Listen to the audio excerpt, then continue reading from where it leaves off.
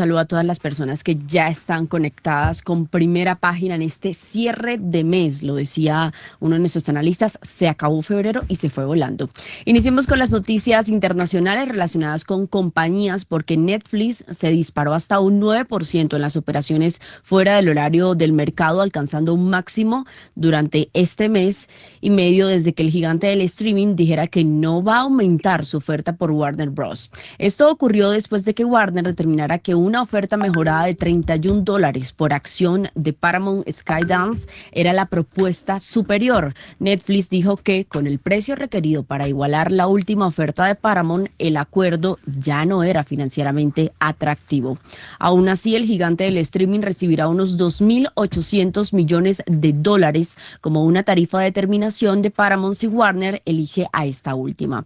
Los accionistas de Warner van a votar sobre el acuerdo con Netflix el próximo 20 de marzo. Va a ser finalmente cuando se tome una decisión. El rechazo de Netflix a seguir persiguiendo a Warner marca un posible fin a una de las guerras de oferta de alto perfil más grandes en la industria de los medios.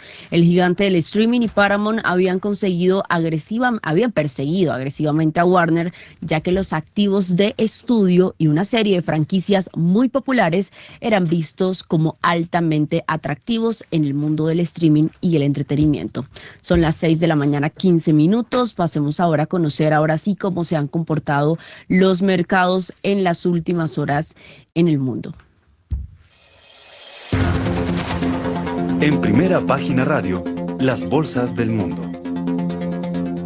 Y arranquemos con Hong Kong, con Asia y Hong Kong y China continental, que están ganando hoy. Las bolsas de Tokio cierran este mes con una nueva subida, mientras que la bolsa de Tokio está poniendo fin a una racha alcista que ya venía de 6 días consecutivos.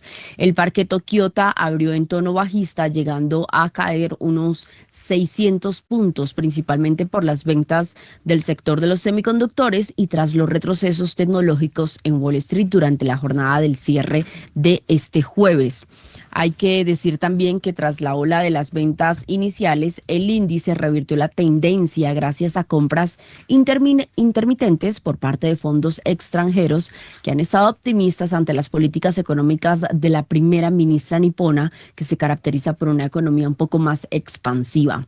El principal indicador entonces, estamos hablando del Nikkei, subió un 0,16% este viernes y volvió a cerrar en un récord histórico por tercera sesión consecutiva en medio de una rotación hacia las acciones con alta rentabilidad, esto tras las ventas en el sector de la tecnología.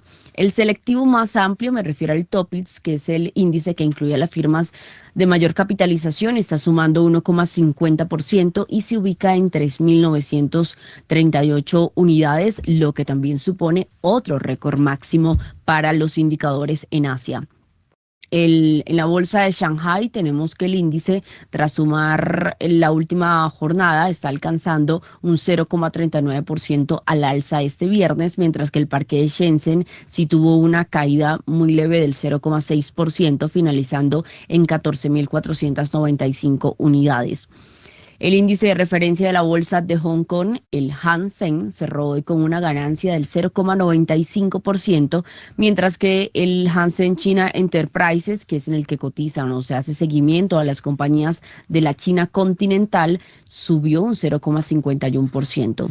Revisando el Kospi, el principal de la bolsa de Seúl, este viernes cae 1% y pone así fin a una racha alcista que se venía dando desde hace 5 días con ganancias acumuladas en medio de los descensos en el sector de semiconductores a partir de resultados en Wall Street.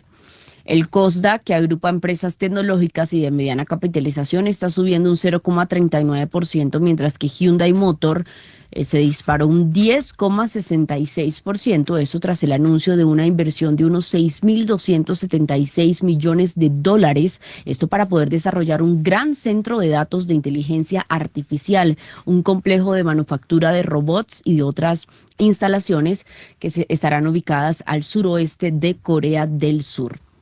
6 de la mañana, 18 minutos. Saludo a nuestros analistas que ya nos acompañan a esta hora en los estudios de Javeriana Estéreo. Se encuentra por acá Jorge Gutiérrez, Carlos Enrique Reyes y Juan Camilo Pardo, a quienes les doy la bienvenida en este viernes. Juan Camilo, arranquemos. Usted que le encanta tanto hace y hacer seguimiento a lo que pasa ya. Estamos ya cerrando mes, coincide justo con esta misión de viernes.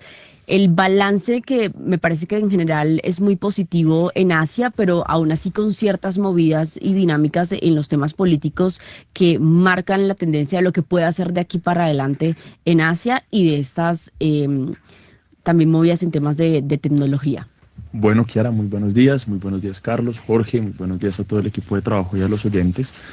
Bueno, Kiara, voy a empezar con Japón. En Japón hay un programa paradójicamente expansivo de gasto público. Por un lado, Takaichi, que es la primera ministra japonesa, busca reducir los impuestos. Por ejemplo, ya ha venido reduciendo ciertos impuestos en lo que hoy conocemos como el valor agregado hacia el sector de los alimentos en Japón. Eso sin duda perjudica el recaudo y le pega negativamente a las finanzas públicas. Y además planea durante los siguientes meses seguir reduciendo impuestos en otros sectores de la economía con el ánimo y el fin de incentivar el recaudo. Ese es el speech que ella utiliza. Y por otro lado está la expansión del gasto público en Japón. Japón en este momento tiene dos focos principales, o al menos esos son los dos objetivos de Takaichi. Primero, aumentar el gasto público en, digamos, defensa y justicia, como se conoce acá en Colombia para todos los oyentes. ¿Por qué? Porque cada vez aumenta más la tensión entre Japón y China alrededor de Taiwán. Entonces Japón busca aumentar su aparato militar con el fin de que en caso hipotético en el que llegue una guerra con China, no se vean completamente destruidos por ellos. Y en segundo lugar, Takaichi tiene un programa importante de reindustrialización de la economía japonesa. Esto lo que implica son ciertos incentivos, ciertas reducciones tarifarias al sector de la industria junto con ciertos programas para impulsar nuevamente este sector dentro de la economía. Sin duda, estos son acciones loables. No hay ninguna duda, digamos, creo que todo economista está de acuerdo en que las economías deben tener una industria competitiva, fuerte, productiva, en que el aparato militar, cuando existe una probabilidad de guerra, también debe aumentar y debe fortalecerse, y que cierta reducción de impuestos cuando estos son muy altos o son extremos, según la curva de Laffer, llevan a un incremento del recaudo. Lo preocupante en Japón es que la deuda como porcentaje del PIB está en el 220%, por encima de ella. Lo preocupante con Japón es que 1 de cada 3 japoneses es mayor de 65 años. Es decir, en Japón ya se acabó lo que se denomina el bono demográfico, algo que de hecho para Latinoamérica lo podemos hablar. Pero este tema del crecimiento de la población japonesa es no preocupante, sino es retadora y hace parte de la realidad que vamos a tener que vivir todos nosotros. Digamos, Japón fue de malas en el sentido de que es el primer país en el mundo que es el caso de estudio. Entonces, la presión sobre el sistema de salud va en constante aumento. La presión sobre el sistema de pensiones va en constante aumento por un envejecimiento poblacional. Y así puedo ir, digamos, la presión sobre el gasto en cuidado personal también va en constante aumento. Y sin duda, las políticas de Takaichi, nuevamente, aunque son loables, lo que van a hacer es aumentar aún más el gasto, reducir el recaudo, eso va a generar un déficit y ese déficit se debe financiar con deuda. Y esa deuda ha venido aumentando su costo durante los últimos meses a raíz de las mayores presiones que sin duda enfrentan nuevamente las finanzas públicas. Japón es un caso bastante ilustrativo. No quisiera empezar hablando de Colombia, lo que pasa es que este tema de las finanzas públicas sin duda es el tema que a mí más me está agobiando actualmente, pero bueno. Yo creo que a todos nos está agobiando actualmente, ¿no? Nunca habíamos vivido algo así, pero bueno, Japón es un experimento en donde por qué las tasas, y con esto termino para no alargarme mucho, por qué las tasas en Japón en este momento son bajas. Acá lo hemos hablado muchísimas veces por la intervención en los mercados de forma directa. Pero en realidad, si estos mercados pudieran fluctuar de forma tal en que el precio se establece por oferta y demanda, las tasas serían muchísimo más altas porque el riesgo fiscal en Japón es muy elevado. Entonces, lo que tú decías en cuanto a las políticas de expansión fiscal o de expansión del gasto y de reducción de los impuestos, loables, pero preocupantes en un contexto japonés de elevado endeudamiento. Juan Camilo, explícame rápidamente lo del bono demográfico. Listo, perfecto. El bono demográfico es un bono que vive en todas las economías. Inicia la pirámide poblacional siendo un triángulo, en donde la mayor parte de la población, digamos, ¿en qué momento es un triángulo? Cuando existen unas altas tasas de natalidad, unas altas tasas de mortalidad y una baja esperanza de vida. Eso lleva a que la población no sea longeva. Eso te forma un triángulo. Esa es la pirámide poblacional en forma de triángulo.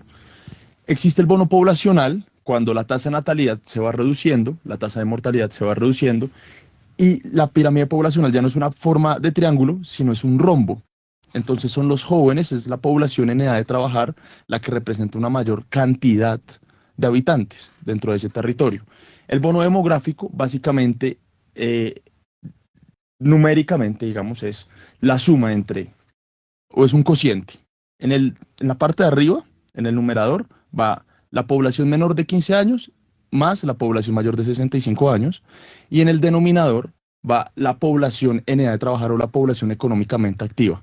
Entonces, cuando ocurre esto que llamamos el bono demográfico, es cuando la población que trabaja es mucho mayor o es mayor que la población dependiente, es decir, la población de menos de 15 años o la población de más de 65 años. O sea, la población que está en capacidad de poder trabajar. Exacto. Y responder o sostener el resto de la pirámide. Exacto. Entonces, es en ese momento en el que uno se da cuenta históricamente que los países es donde más han aprovechado ese boom demográfico, porque tienen una mayor proporción en edad de trabajar, son activas, generan productividad, empleo, etcétera, y los dependientes, y ayudan al sistema, y los dependientes son muy pocos. Entonces, para sostenerlos a ellos hay una suficiente cantidad de recursos, e incluso queda mucha otra cantidad de recursos que puede ser usado a destinarse a educación, a innovación y tecnología, a competitividad, a presencia en comercio internacional, a desarrollo de nuevos productos, etcétera, etcétera, etcétera.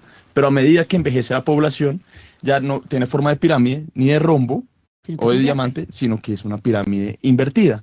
Y ahí llega el momento en el que se acaba el bono demográfico, porque cada vez la población mayor es más alta, y eso lleva y ya no hay capacidad tanta de trabajar. Exacto. Muy bien, Carlos Enrique Reyes. Bueno, primero buenos días a nuestra audiencia, aquí a los compañeros de panel, a los amigos de la producción, que entiendo que hoy vamos a tener casa llena, ¿no? Le va a salir caro el desayuno al director.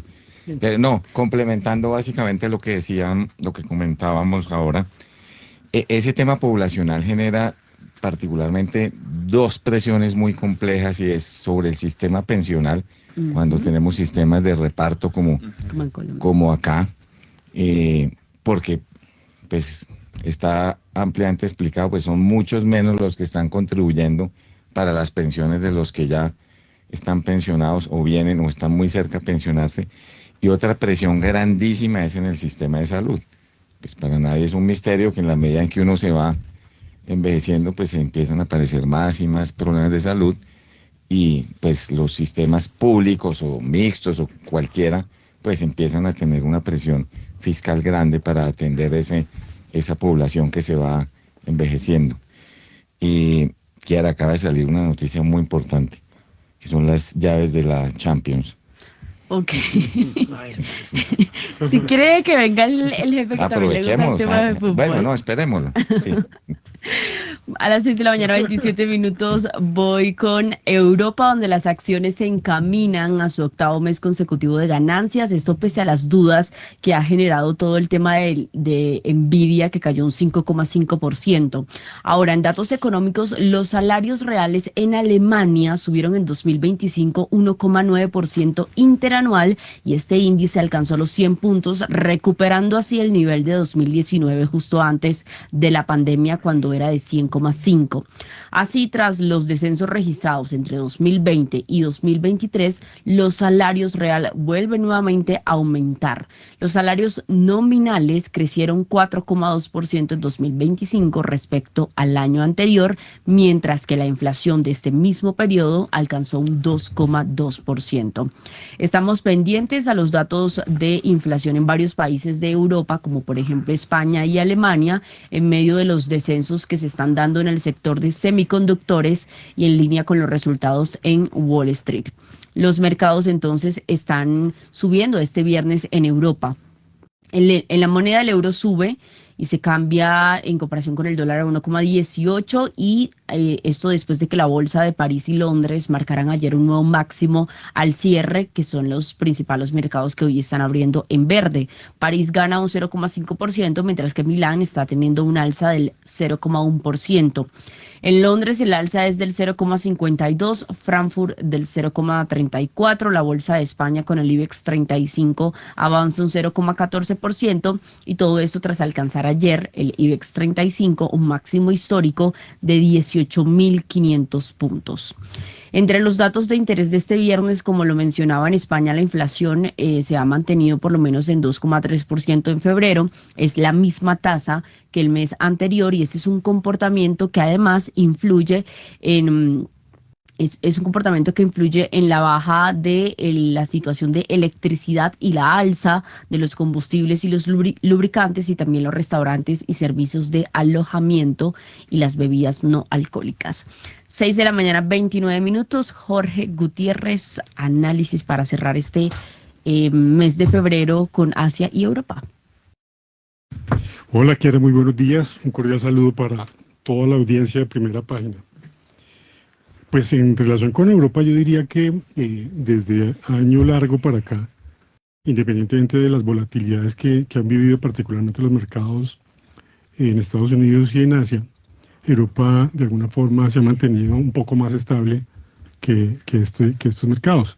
Ayer entiendo que se conocieron resultados de bancos, entiendo que la HSBC mostró unos resultados muy buenos, Santander igualmente, algunas compañías de alimentos como Nestlé, como mencionaban ahora, y eso de alguna manera está generando un incremento de precios de las acciones por ahora, en contravía de lo que pasó ayer con Estados Unidos, que tuvo una caída fuerte, y después del cierre del mercado, esto que conocemos ya todos con relación a la noticia de que Netflix no va en el negocio de Warner Bros., negocio gigantesco de más de 100 y pico mil de millones de dólares, Mucho. que evidentemente es gigantesco, y posterior a un cierre relativamente tranquilo, pues la caída, entiendo, de Nvidia, por otra parte, fue sustancialmente fuerte, pese a resultados favorables. A mí me da la impresión que más allá de todas estas especulaciones que se hacen en torno a ese movimiento de precios, tiene que ver con ese fuerte rally que venimos viviendo más de hace año y medio en relación con todo lo que tiene que ver con la tecnología de la inteligencia artificial. Nvidia es pues yo diría que es la más aventajada en este tema en términos de resultados, y una toma de ganancias importante que representó ayer, entiendo, una caída o una corrección a la baja de más del 5% después del cierre de los mercados, pues para mí significa que, pese a que esa caída es fuerte, sencillamente las ganancias que están recogiendo son dramáticamente importantes.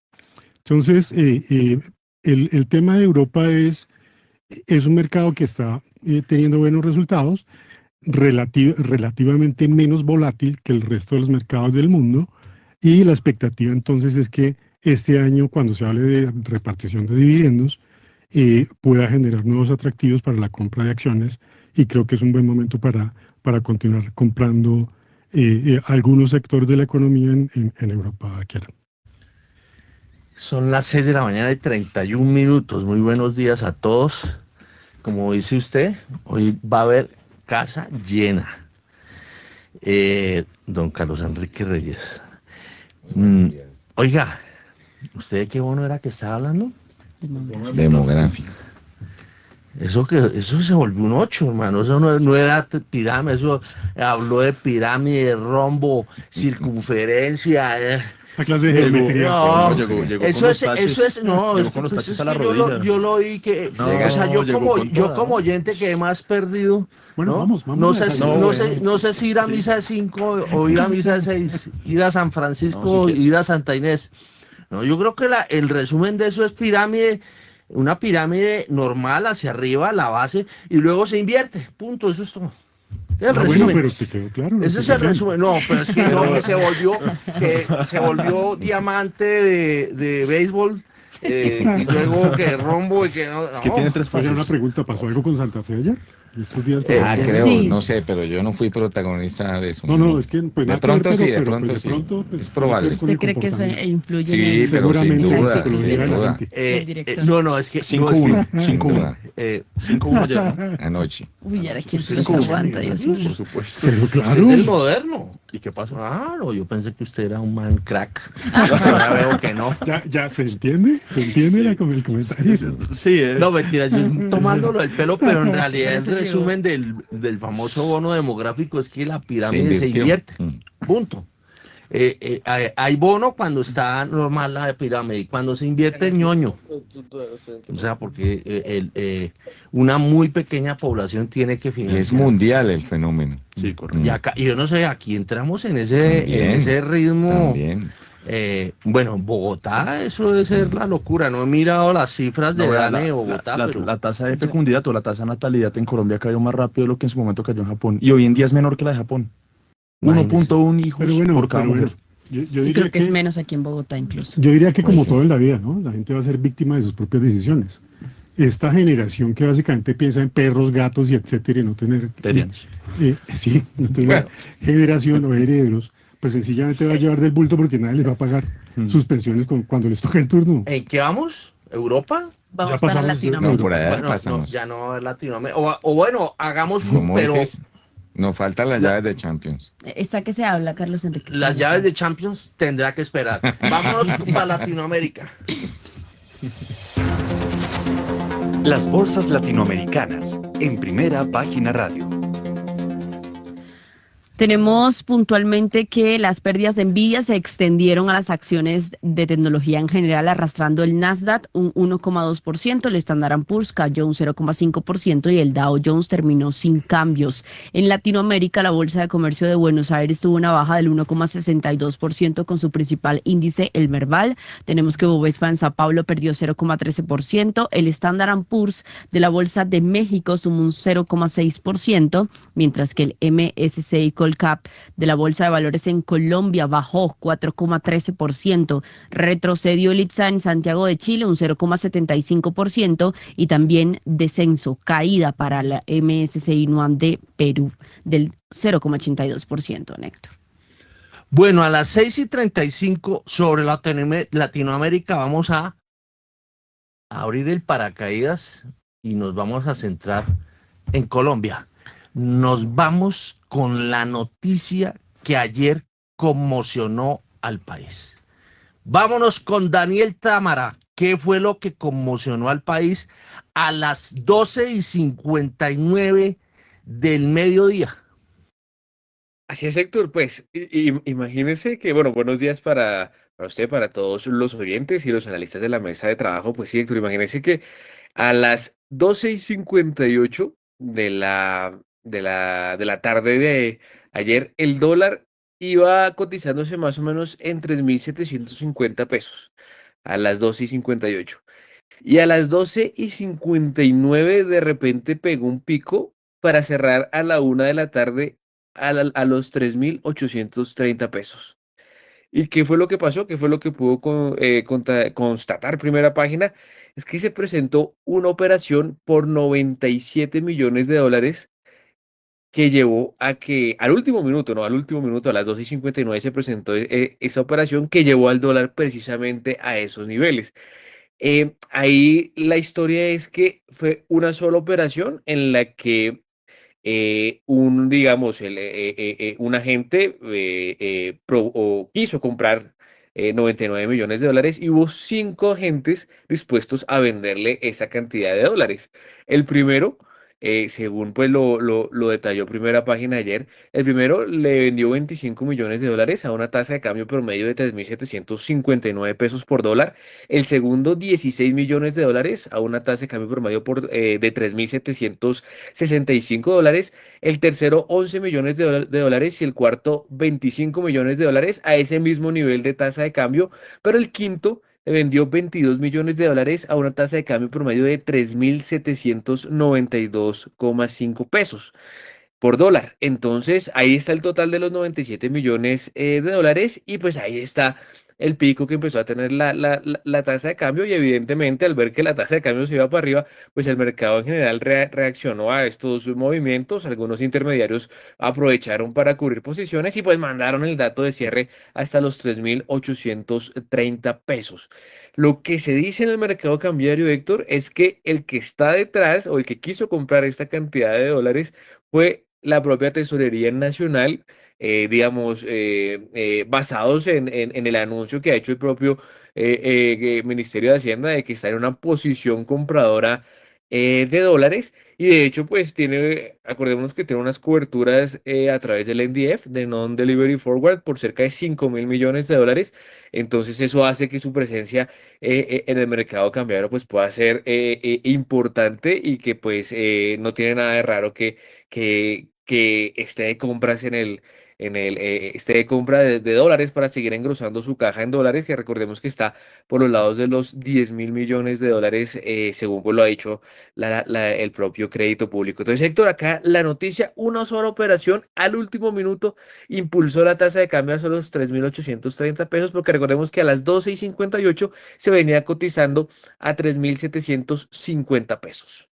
Bueno, pero hay otro factor que creo que ahí Daniel no lo ha notado, que es, además las tasas de los test se dispararon, haciendo caer el precio enormemente de los papeles colombianos. Eso, Así es, Héctor.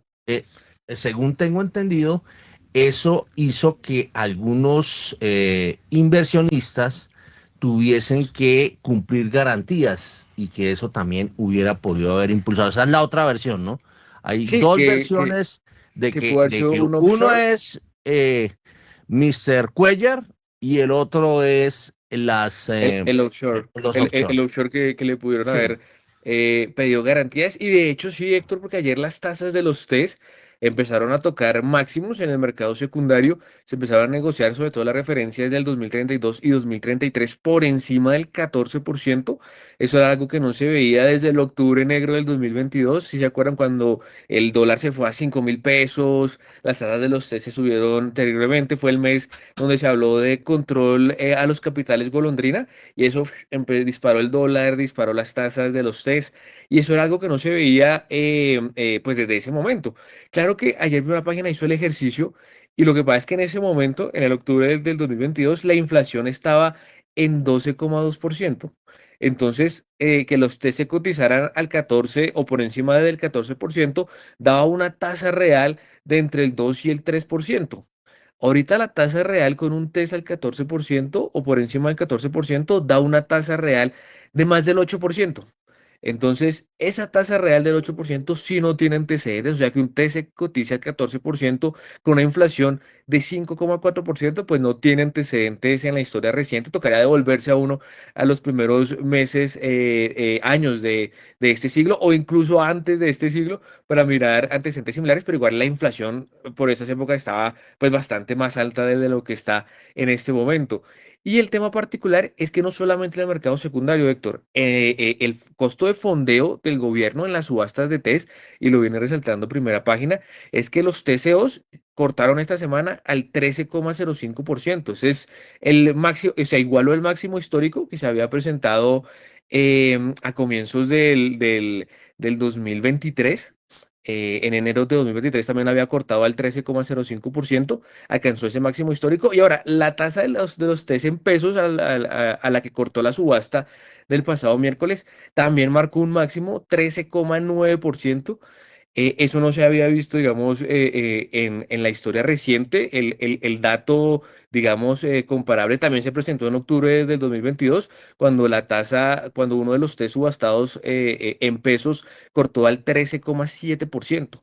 Es decir, que el 13,9% es un máximo y pues digamos que viendo lo que está pasando en el mercado secundario, no sería raro que ya empezara a cortar desde la próxima subasta por encima del 14%, Héctor. 32, ¿qué pasó? Tuvimos ahí un tema de comunicación con nuestro próximo invitado, ya estamos otra No, vez pero creo reconectando que ya a está nuestro analista. conectado Felipe Campos, Sí, pero Felipe, sí. ya voy a ir con Felipe. Yo quiero ir con Jorge Gutiérrez, que se machucó los dedos en una mesa de dinero.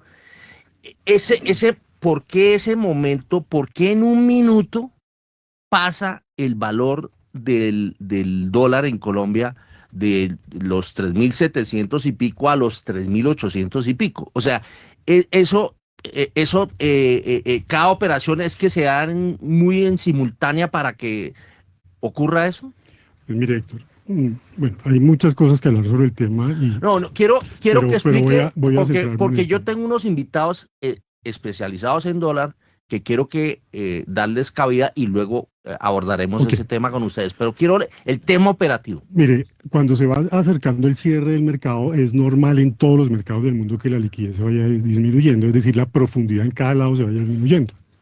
Razón por la cual para eso hay una jornada de X número de horas hábiles para operar cualquier activo.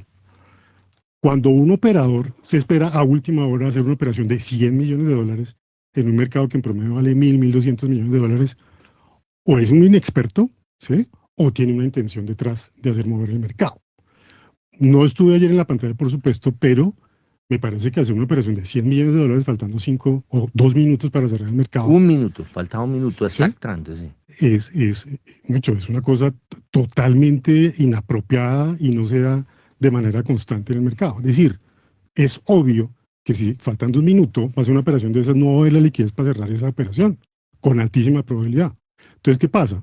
Toca cerrar el precio que sea, ¿sí?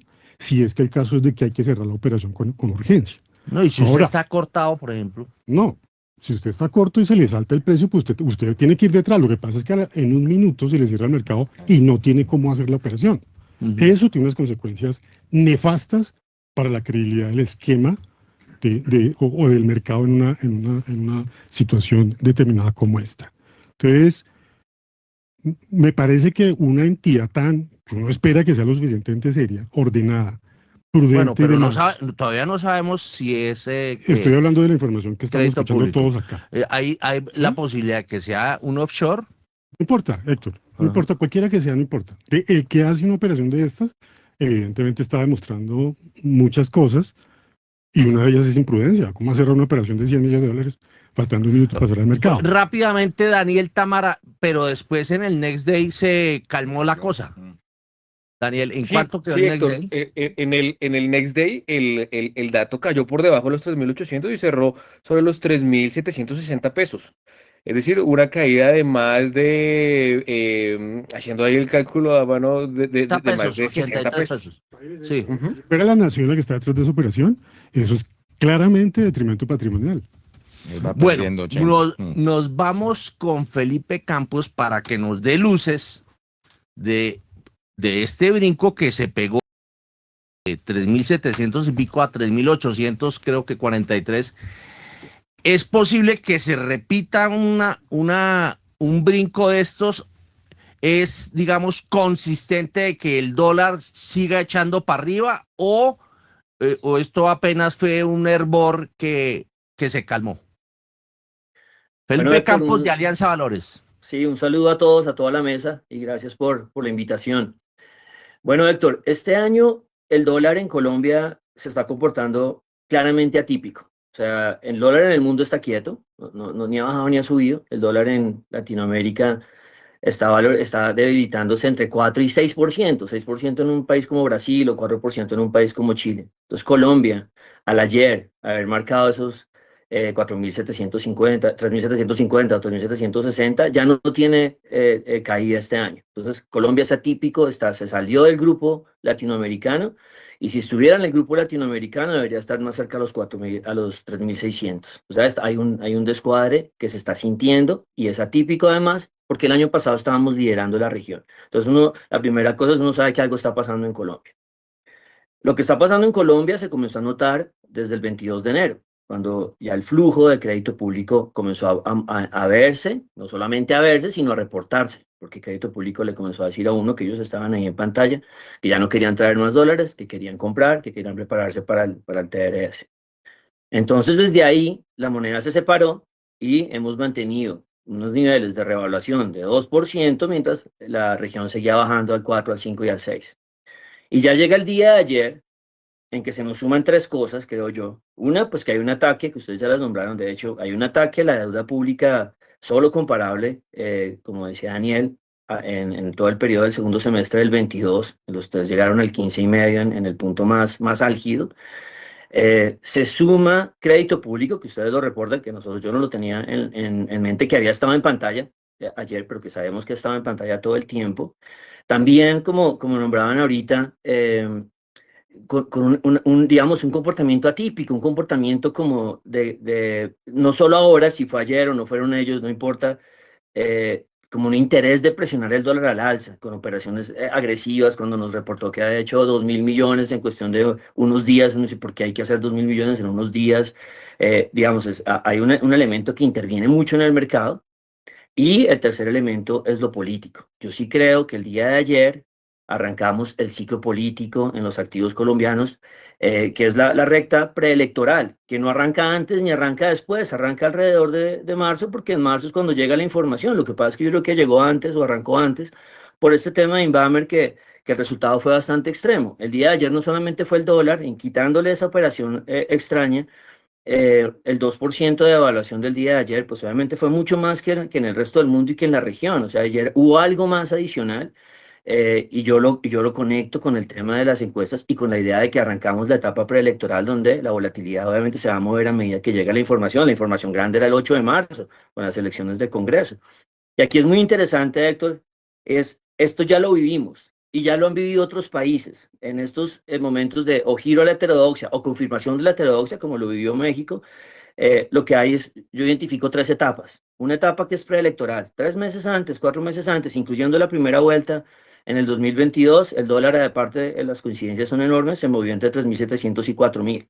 Incluso bajó a 3.700 después de la primera vuelta, con la idea de que de repente no iba a haber un cambio hacia la heterodoxia, y después viajamos de 3.700 a los 5.000, como todos lo saben. La primera etapa es la preelectoral, y yo creo que ya entramos ahí. Y le agrego una cosa adicional para confirmar eso. Las bolsas. Ayer la bolsa colombiana cayó 4%, nada cayó en el mundo 4%, ni con la historia de Nvidia, ni nada de eso. Las latinoamericanas cayeron alrededor del 1 o menos. Entonces, no solamente fue un ataque al dólar, o un elemento de volatilidad del dólar, sino también de renta variable, y ahí ya no está crédito público. Entonces, lo político coge peso. Y las otras 2 etapas de subida del dólar es, por supuesto, la etapa postelectoral, y es obviamente cuando ya sabemos segunda vuelta y arranca la primera reacción, que en Colombia nos viaja de 3.700 a 4.400, 4.500, y la segunda etapa es post-posesión, cuando llega el presidente, de momento llega la Sheinbaum, o llega el Boric, o llega el Lula, o en este caso cuando llegó Gustavo Petro, y dijo, todo lo que yo dije en campaña, planeo hacerlo o no lo planeo hacer, o me voy a moderar. En este caso para el 2022 fue sí, quiero hacer todo y tengo un apoyo, y ahí hicimos la siguiente etapa. En Colombia fueron 2 etapas de 20% postelectoral, 20% posposesión. Entonces yo creo que, en resumen, yo creo que entramos en ese mundo, y tal vez la diferencia aquí más importante es que ya involucra al dólar y ya involucra al mercado de renta variable, que habían sido 2 mercados aislados durante estos 2 años, que habían estado conectados con Latinoamérica. Había plata en Latinoamérica, hubo plata en dólar, en peso colombiano, y hubo plata en acciones. ¿Por qué hubo plata?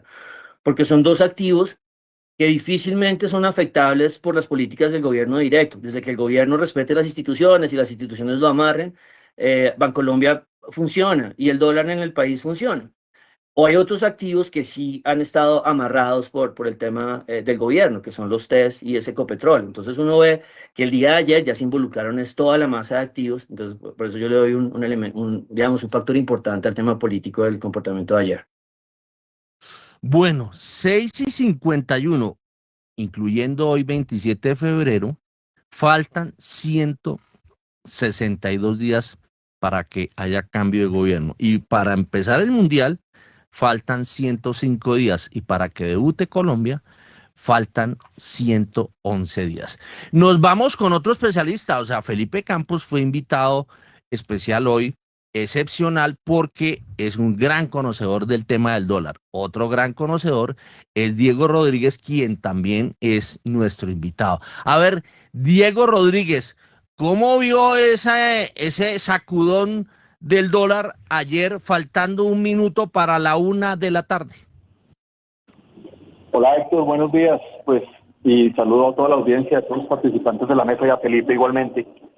Pues Héctor, extraño, porque pues al final una operación pues de 90 millones de dólares, que no es una operación, pues en términos institucionales, no es grande, digamos, para el oído de un oyente que no está acostumbrado a una transacción de divisas institucional, pues puede sonar mucho, pero 90 millones de dólares para generar un movimiento de 100 pesos, pues realmente suena extraño. Y más, pues, como se hizo la transacción, faltando unos minutos, y yo creo que realmente el precio es el de Next Day, Héctor, el de 3.770. Entonces, una corrección tan fuerte, pues da a entrever si fue al final como un error, qué fue lo que pasó. Yo creo que esto es algo que ojalá la AMB pues genere una explicación, porque pues estamos en unos momentos complejos del mercado. El dólar es un referente, es un faro, y pues un movimiento así, antes el mercado, en vez de ponerse a preguntar qué pasa, pues el mercado reacciona, y la reacción que hubo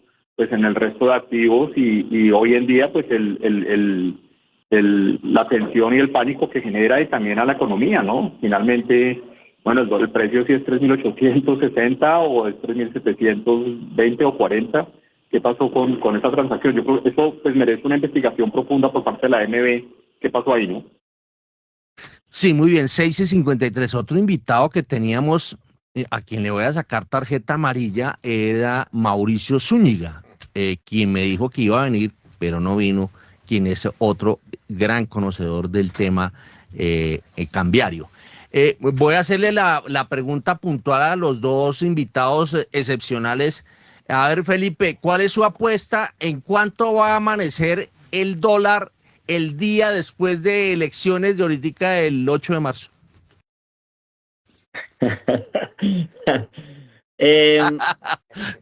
Venga, le digo, yo estoy más jugado a que se va a ver más balance, a que no, esto es una carrera bien pareja, bien larga, y que hay más posibilidad, digamos, que haya balance y que haya un cambio político. Entonces yo me la voy a jugar más hacia los 3.700. Que sí, que sigue siendo como un piso que nos va a mantener hasta que ya estemos en esa recta bien final. Y si quieren que me la juegue más, porque pues me la juego también un poco, pero esto no es ni jugármela, esto es un chiste también decirlo, porque después de lo político pues va a ser muy binario, va a ser igualito que hace 4 años, y es mucho para arriba, mucho para abajo. El que diga que el dólar no se subió después de que cambió el gobierno hace 4 años, pues no tiene sentido, que va a ser muy movido de lado a lado. Pero lo que yo le diría es que si llega a haber cambio político, con todas las fuerzas, que de hecho Diego las ha mencionado, que yo también las he mencionado, yo veo un dólar en 3.300 o algo así si llega al cambio político. Pero obviamente yo no tengo más conocimiento político que el resto de gente. Y déjeme meterle la cuña que yo no pude ir ayer, pero en los últimos 4 años nos hemos ganado 3 de oro en esos premios que usted nos apoyó. Entonces vamos a ver cómo nos va que está En los durísimo. premios de los analistas de las áreas de investigación económica de el sector financiero. Bueno, entonces felicitaciones para Felipe. Buena, eso. Bueno, muy bien, Felipe. Óigame, mil gracias por su participación. A ver, Diego, y bueno, ¿usted dónde es que está? Bueno, ya se fue Felipe. ¿Dónde está Felipe? No, yo estoy en Colombia, pero ya me voy para Panamá ahorita. Sí, no, él vive en Panamá, qué rico, sí. ¿No? Bueno, bueno, nos vamos con Diego y el vaticinio. Bueno, pues yo creo que muy alineado con lo que dice Felipe. Yo creo que cuando trabajaba en los mercados, pues no sé si afortunado o desafortunadamente nunca trabajamos con Felipe juntos, porque yo creo que nos hubiera ido muy bien o muy mal, porque tenemos una forma de ver el dólar, yo creo que bastante parecida, entonces, y de analizarlo. Entonces, estoy en esa línea. Yo creo que para mí mi escenario base es que, y ojalá sea así, es que en las elecciones ahorita de Congreso pues vamos a dar un Congreso equilibrado, que yo creo que es la primera parte de este momento electoral, que genere tranquilidad con relación a la institucionalidad y para prepararse las siguientes 2 vueltas presidenciales, ¿no? Entonces, si eso pasa así, tenemos un equilibrio de poderes importante, digamos, en estas elecciones de Congreso, pues yo creo que esto va a traer tranquilidad al mercado, porque al final yo creo que la decisión de las elecciones en Colombia durante este proceso va a ser, o nos vamos a mover en 3 escenarios, o sea, un escenario que es, o cogemos el camino de México, que pues generó unos niveles de devaluación que después se corrigieron de una manera importante, pero durante los meses previos, durante y después, pues generó una presión en los mercados fuertes por las políticas de izquierda que pues son bastante heterodoxas, como ya las hemos vivido en estos 4 años en Colombia, o moverse hacia un tema como el de Chile, en el cual pues hubo un primer susto muy fuerte en la primera ronda, digamos, de elecciones, pero luego ya en la elección final de la segunda vuelta, pues logró entrar una política mucho más ortodoxa que pues tranquilizó el mercado, que este es el segundo escenario, que ojalá sea el que pase en Colombia, es mi escenario base, y un tercer escenario que es irse hacia el tema de Argentina, pues que eso generaría pues un rally muy importante en todos los activos. Entonces, estas elecciones del 8 hay que estar bastante pendientes, el mercado muy nervioso de esto, y otra vez ojalá, me imagino que la ANB tiene los ojos puestos en este tipo de transacciones, sobre todo las transacciones previas, hay que revisarlas. Ese es un trabajo que la ANB pues claramente lo conoce muy bien. Es muy raro ver este movimiento del precio, sobre todo con un volumen tan pequeño, Héctor, que genera mucho ruido, sobre todo en estos momentos tan complejos que estamos viviendo en los mercados y con las elecciones tan encima, ¿no? Gracias, don Diego Rodríguez. A ver, Edgar Leyton, porque ahí nos cuenta Felipe Campos que el tema de las acciones se alborotó. A ver, vámonos con Edgar Leyton, pero antes con la cortinilla. En Primera Página Radio, las acciones de Colombia. Bueno, pues Héctor, efectivamente, ayer fue una jornada bastante movida en negativo. Mire, esta variación, 4,13% en negativo en el índice MSCI Colcap, restó hasta los 2.283,91 puntos. Montos sí estuvieron bonitos, ¿para qué? Montos que casi no se ven en las jornadas preferencial CIBES, pero mire, todas en rojo. Primero voy monto y luego voy variación. Preferencial CIBES, 82.000 millones de pesos, menos 5,09% en el valor de su acción, 65.200 pesos. Ecopetrol, menos 3,43% a 2.250 pesos, con un monto de 43.000 millones de pesos. CIBES, que movió 35.000 millones de pesos, restó 5,75% a 83.600 pesos. Grupo Sura, que movió cerca de 10.000 millones de pesos, recortó 8,41% a 57.500, y preferencial Grupo Sura, que movió con esta acción 8.144 millones de pesos, disminuyó 5,15% a 49.720 pesos. Pocas acciones al alza, sí, señor Héctor. Edgar, como ya estamos sobre las 7, le doy el placer de que él ahora, porque nos vamos al corte. 30 segundos me demoro antes del corte. Éxito, Grupo Sura, no, es que ya son las 7, ya van a ser las 7 y un minuto. 7,1 minuto.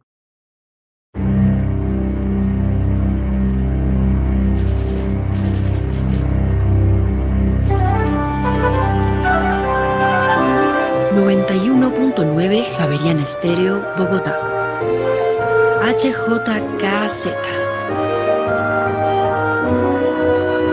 Sin fronteras.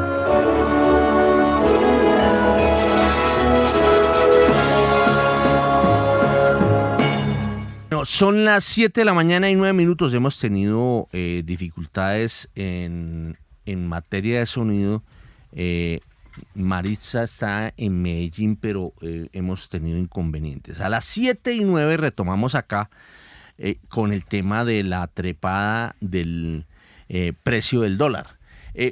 Nos faltaba por conocer la opinión de otro experto de Primera Página que ayuda al seguimiento del dólar, que es Mauricio Zúñiga, que fue durante mucho tiempo de la mesa de divisas del Banco Popular. A ver, don Mauricio Zúñiga, ¿cómo vio la operación y en cuánto va a arrancar el dólar el lunes después de elecciones del 8 de marzo? Héctor, buenos días. ¿Cómo me escuchan? Acá le mandan decir que si se bañó ya. Bueno, primero que todo, un saludo para los compañeros de mesa. Desde aquí también se acompañan de corazón y en presencia virtual. ¿Con esta vaina o qué? No. Entonces, para todos y para los oyentes, un saludo muy especial. Héctor, pues digamos, usted sabe que como pensionado, las vueltas de fin de mes son varias, entonces no los pude acompañar el día de hoy. Le pido 1000 disculpas por la promesa que le hice ayer, que no se la pude cumplir. Bueno, y ya entrando en materia, hay que mirar varias cosas. El mercado desde el día de ayer, desde el comienzo, comenzó enrarecido, con una tendencia supremamente alcista, nervioso. Pues ya los analistas como Diego, como Felipe lo han explicado muy bien. Jorge también hizo su intervención y dio sus apreciaciones muy correctas. Pero lo que sí hay que mirar es lo siguiente. Después de ese nerviosismo, el mercado, como ustedes lo describieron en su artículo, empieza a tener un comportamiento totalmente irracional al final, en el cierre, antes del cierre. Lo que hay que determinar es si esos registros a los que ustedes hacen mención, que empezó a subir el dólar de una forma escalonada desde unos niveles de 3.755, fueron a través de registros o a través de agresión de posturas que estaban en la pantalla. Me hago explicar. Los operadores colocan sus intenciones en pantalla y en la medida en que los mismos operadores o intermediarios del mercado cambiario vayan necesitando o vayan demandando, pues van agrediendo automáticamente en el sistema que es operado o administrado por la Bolsa de Valores, que se llama CEDICAT, porque así se llama, o CEDFED. Si fue así o fue a punta de registros ya convenidos. Sea lo que haya sido, los operadores vieron, como lo dijo Diego, que el mercado se estaba quedando sin liquidez a esa hora, como lo dijo Jorge, y algún operador que estaba corto o se paniqueó, se asustó, tomó la punta que era la única que había, porque a esa hora pues ya todo el mundo se está retirando, y también al ver que esa compra estaba tan agresiva por parte de alguna gente, pues decidieron retirar la liquidez, y lo único que quedaba en pantalla era esa postura de 3.830, que fue la que agredió ese operador. Entonces, lo que vamos a tener es alguien que vendió a una muy buena tasa y alguien que va a tener que tener dólares al vencimiento, como lo dicen en los test, porque pues a ese nivel se va a llegar, pero no de esta forma tan abrupta como se hizo. Entonces, lo que estamos viendo es que el mercado en el next day vuelve y toma su normalidad. Y lo otro que mencionaban varios de los que me antecedieron es que el AMB, pues si no lo hizo, debe estar investigando cómo fue esa operación que dejó el dólar en ese nivel y que de pronto pudo haber activado muchas órdenes de stop loss y que pudo haber hecho muchas operaciones no deseadas y no en la gradualidad que se esperaría, sino de esa forma abrupta. Entonces, eso distorsiona, como lo decían, el mercado cambiario, y obviamente va a traer unas consecuencias para unos no muy deseadas y para otros pues estarán contentos de haber vendido en esos niveles tan altos. Bueno, tengo entendido, Mauricio, que la Dirección de Crédito Público o los que operan en la dirección, la actuación de la AMB no los cobija. Sí, no, permite hacer las transacciones, sí. Bueno, entonces, eso por un lado. Y lo otro, si fueron varias operaciones, no creo que haya sido un fat finger, como decían, ¿no? Sí, parece que no fue un fat finger. De hecho, pues el mantener el cierre en esos niveles, porque pues los que seguimos el mercado esperábamos que hubiera alguna reversión por algún error, pero realmente el cierre quedó en firme. Por lo general, cuando el AMB detecta estas situaciones, inmediatamente empieza a investigar. Puede que la dirección o como usted dijo, el trader director Cuellar pudo haberlo hecho. No sabemos si fue o no fue, pero pues obviamente el AMB tiene la potestad de investigar al intermediario del mercado cambiario, o en este caso al mercado, y determinar si la operación fue bien realizada o no, y inmediatamente puede hacer reversar esa operación si está por fuera de mercado o por fuera de la normatividad que está establecida para estos casos. ¿Cuánto abre el dólar el lunes 9 de marzo? No, pues con lo que vimos de Nasdaq y las compras que se hicieron al cierre de ayer, podemos estar hablando de niveles muy cercanos a 3.800, puede ser algo por encima de 3.770 o algo así. Tocaría hacer un análisis más detallado de cómo está el mercado a nivel internacional y obviamente lanzarse, como decía usted, J. Uribe, que no sabe en cuánto va a moverse el dólar en un segundo, pues aquí también, porque con esos actores y con la Dirección de Crédito Público y el trader director haciendo pues todas estas cosas que nosotros habíamos anunciado ya desde antes, pues está volviendo loco los mercados, ya tiene a los test desbaratados y el dólar también pues está en unas condiciones muy deplorables el mercado, con estos bandazos que se están dando que no permiten ninguna planeación ni ninguna actuación que no sea sino especulativa. Entonces, nosotros lo habíamos dicho, esta cantidad de dólares el mercado no está preparado para recibirla y para operarla en unos niveles normales. Esta cantidad de dólares que se están moviendo van a seguir distorsionando el mercado cambiario. Bueno, una oyente nos pregunta, la relación TES-dólar, si suben TES, el dólar sube también. Entonces, para dar respuesta a esto, regresamos con nuestro gran periodista macroeconómico, Daniel Támara, para que nos diga, oiga, que hubo reuniones del director de crédito público con creadores de mercado, y que hubo un par de reuniones, y qué fue lo que pasó en esas reuniones. Daniel Támara. Héctor, sí, efectivamente, entre la semana pasada y esta semana se reunió el director de crédito público con los creadores de mercado. Intentó dar un parte de tranquilidad, según pudo conocer Primera Página. Habló un poco del tema de la operación con Pinco en diciembre pasado.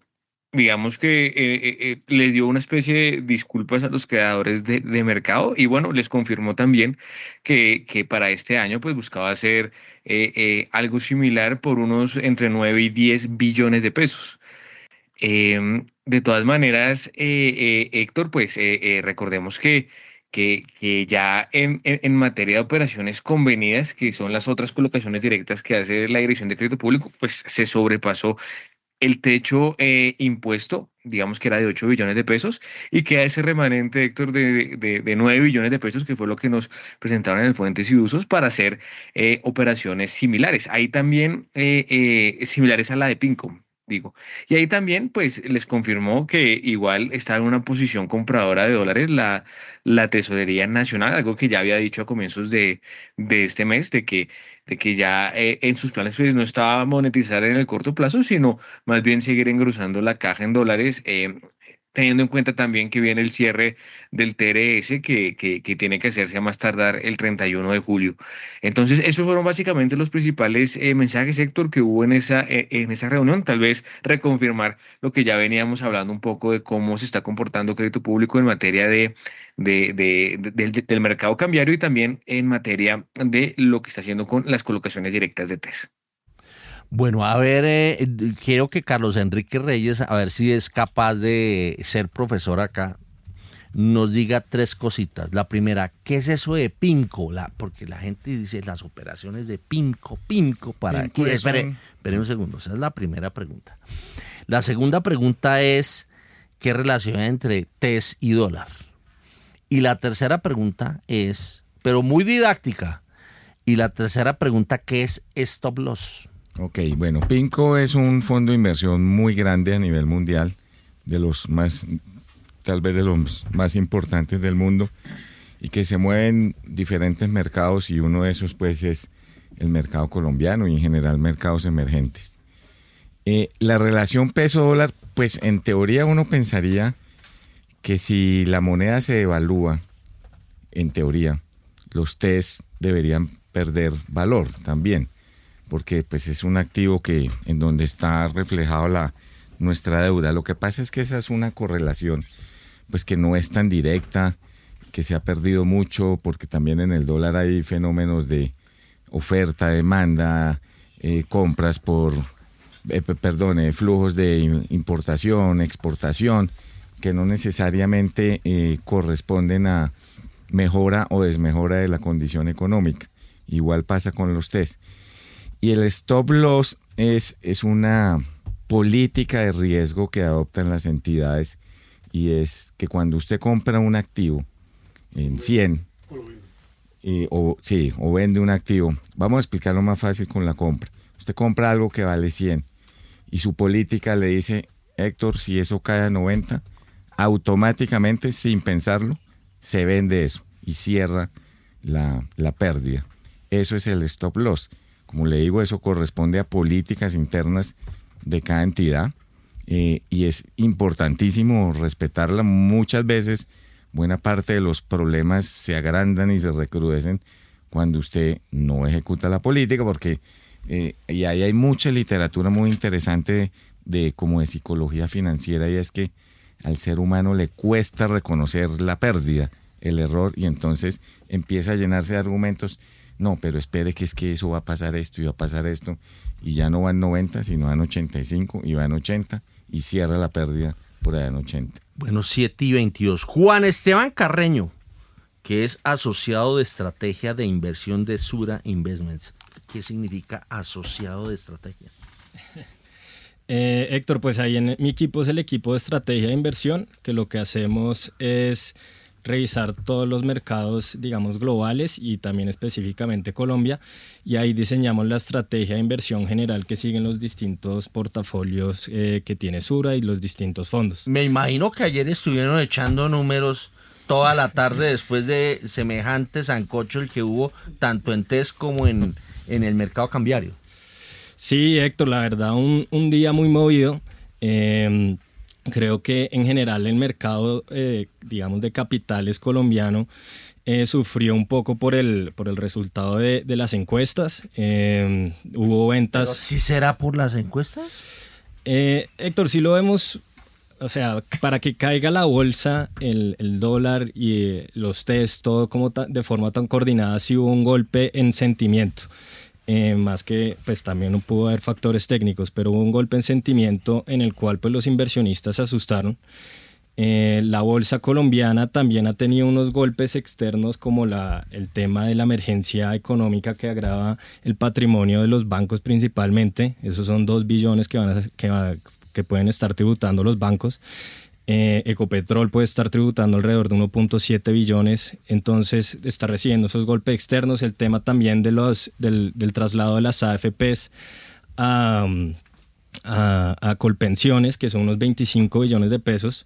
Esa plata tiene que salir, principalmente saldría de forma muy rápida de TES, y quizás también afecte la bolsa. Contextualicemos esto que usted está hablando. Es ¿por qué usted lo menciona? O sea, ¿por qué se va a ir plata de los fondos de pensiones privados a Colpensiones? Entonces, Héctor, aquí hubo un decreto que sacó el gobierno en el cual, digamos, en el marco de la reforma pensional, requiere que los fondos de pensiones trasladen parte, digamos, de las pensiones de las personas que se sometieron al cambio y a la ventana de traslado hacia Colpensiones.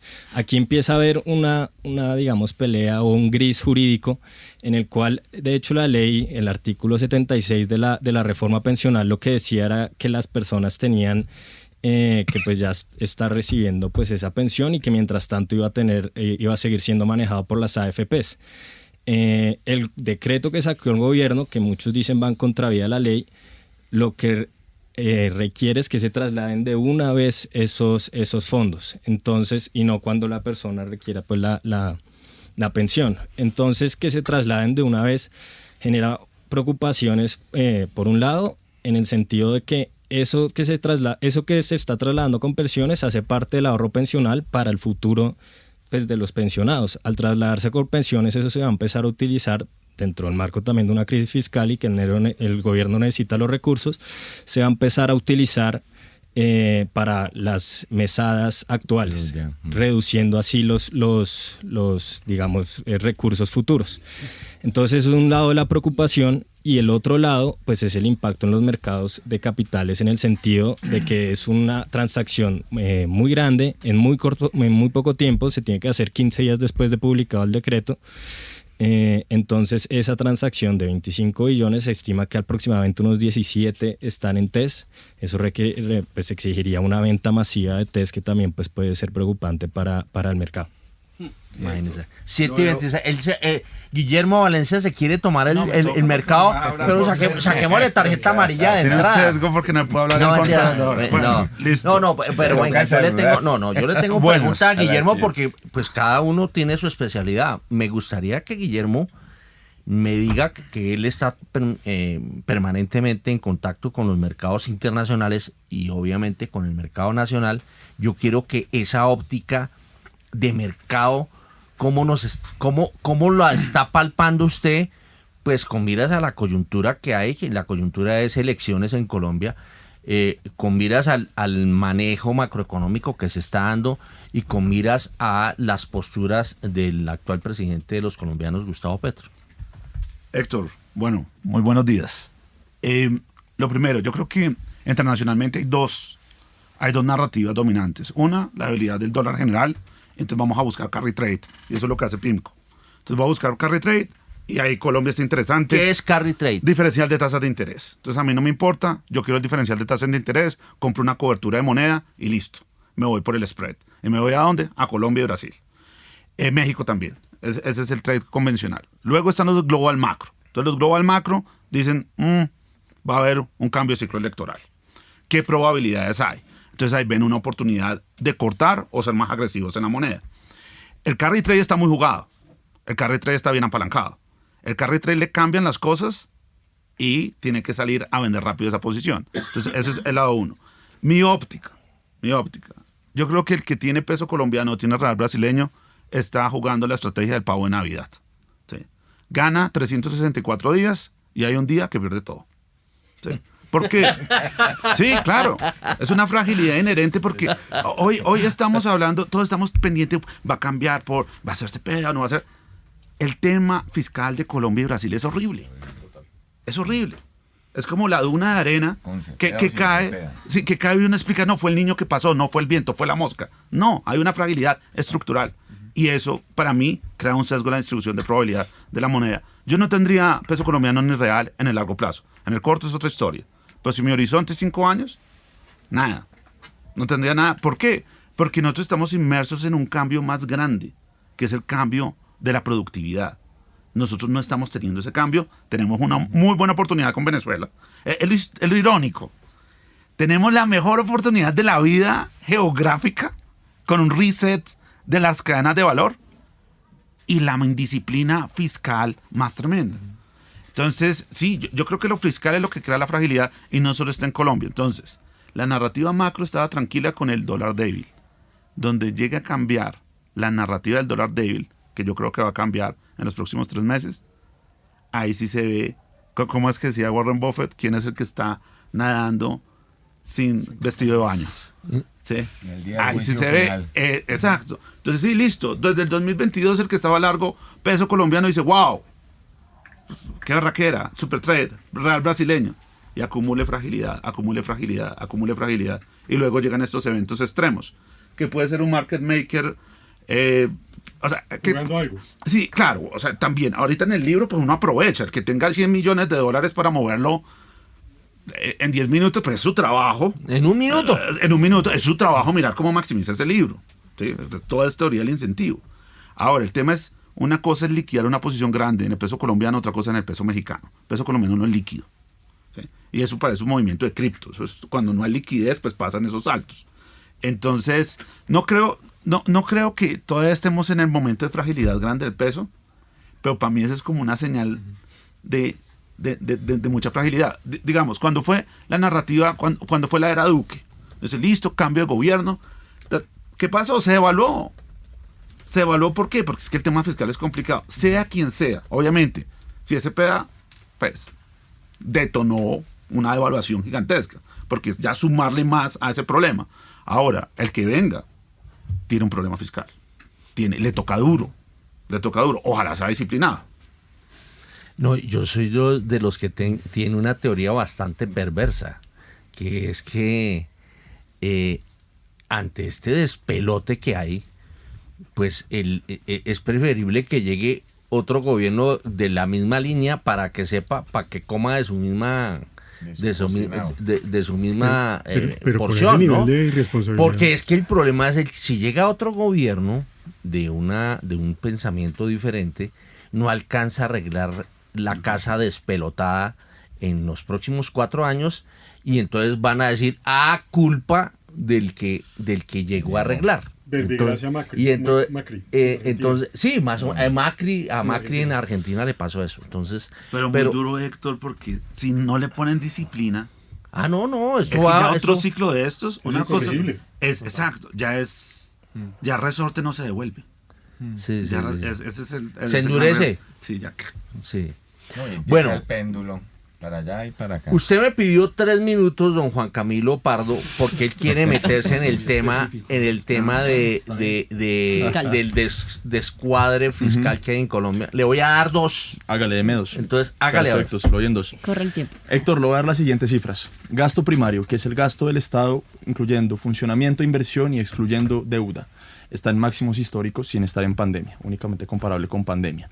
Balance primario, que es la diferencia entre ingresos y gastos sin contar el pago de la deuda, está en niveles de pandemia sin estar en pandemia. Tenemos uno de los déficits fiscal totales, que es ingresos menos gastos contando deuda, más altos de todo el mundo. Estamos en el top 4. Desde el 2019 hasta el 2025, el gasto total como porcentaje del PIB pasó del 19% al 24%. Los ingresos apenas crecieron el 0.6-0.7% del PIB. La brecha cada vez amplía más. La prima de riesgo en Brasil, en México, en Chile y en Perú durante las últimas semanas ha venido reduciendo, entendido por los CDS. ¿Qué ha ocurrido en Colombia? El mercado nos asigna un mayor riesgo, por lo tanto la prima de riesgo ha venido subiendo medida por el CDS. Con el ENBIC, bueno, es la misma historia. El costo de financiamiento, tasas por encima del 13%, del 14%. Eso genera directamente un efecto crowding out sobre la economía. La economía tiene unos fondos prestables limitados, los recursos son escasos. Y cuando el Estado lo que hace es sacar mano de una mayor cantidad de recursos, pues cada peso se vuelve más valioso, es el costo de oportunidad del dinero. Eso vuelve el financiamiento para las empresas y para las familias más costoso, ralentiza la actividad económica. Una política fiscal irresponsable en el corto plazo es un dopamiento, pero eso es beneficio de un día. En el largo plazo, las economías crecen es por productividad, por inversión y por presencia, ampliación, la presencia del comercio internacional. El común de la gente que cree que estamos viviendo un momento, la machera, y que se va a prolongar en el tiempo. ¿Sí? Es una ilusión, exactamente. Y el concepto que menciona Guillermo a mí me gusta mucho porque también lo menciona mucho Taleb, que es de un libro frágil, que se llama Antifrágil, que es la fragilidad. La fragilidad, entiéndalo usted como una porcelana. Entonces, en el momento en el que usted la ve muy linda, pero en el momento en que esa porcelana se cae, se rompe y eso genera una crisis. No, pero la frase de hoy es la de el pavo, ¿no? Sí, el pavo. Sí, el pavo también es buenísimo. El pavo es extremo. No la repite. Es buenísima. La deuda bruta como porcentaje del PIB del 65% está en niveles de pandemia sin estar en pandemia. La deuda neta aún no la sabemos, pero seguramente, pues por estas movidas de crédito público, seguramente va a ser un poco menor el año pasado, pero este año nuevamente se va a disparar. Según Fedesarrollo ya se va a acercar al 70% del PIB. Recordemos que el ancla De acuerdo con el Comité Autónomo de la Regla Fiscal, el límite superior es del 70% del PIB, 71% del PIB. Ya cuando la deuda supera ese límite con un costo de financiamiento por encima del 13% y déficits que superan el 6-7%, eso genera una senda de insostenibilidad de la deuda. ¿Cómo se calcula teóricamente la senda de sostenibilidad de la deuda? Cuando el costo de financiamiento, en este caso el costo real al cual se endeuda el gobierno, es mayor que el crecimiento económico en términos reales. Estamos lejos. Y en este momento el costo real al cual se endeuda el gobierno es del 6-7%, el crecimiento real de la economía es del 2.6%, incluso por debajo de su nivel potencial. Eso genera una insostenibilidad de la deuda y por eso es que los mercados nos vienen cobrando tanto. La primera crisis fiscal, porque en pandemia eran todos los países, en este momento somos nosotros. Claro, la deuda en el mundo ha venido aumentando, pero digamos, Colombia ha sido especialmente irresponsable en el mundo. Y el tema, por ejemplo, pongámonos en el lugar de un tesorero de una gran corporación. Entonces yo digo, juepucha, me va a fondear en Colombia, se me subió. Tengo que irme a fondear en Estados Unidos, que me aprueben que me fondeen en Estados Unidos, que las tasas están más baratas, y meto la plata. Y ahorita se voltea, tengo que ir a comprar cobertura desesperado porque acabo de fondearme.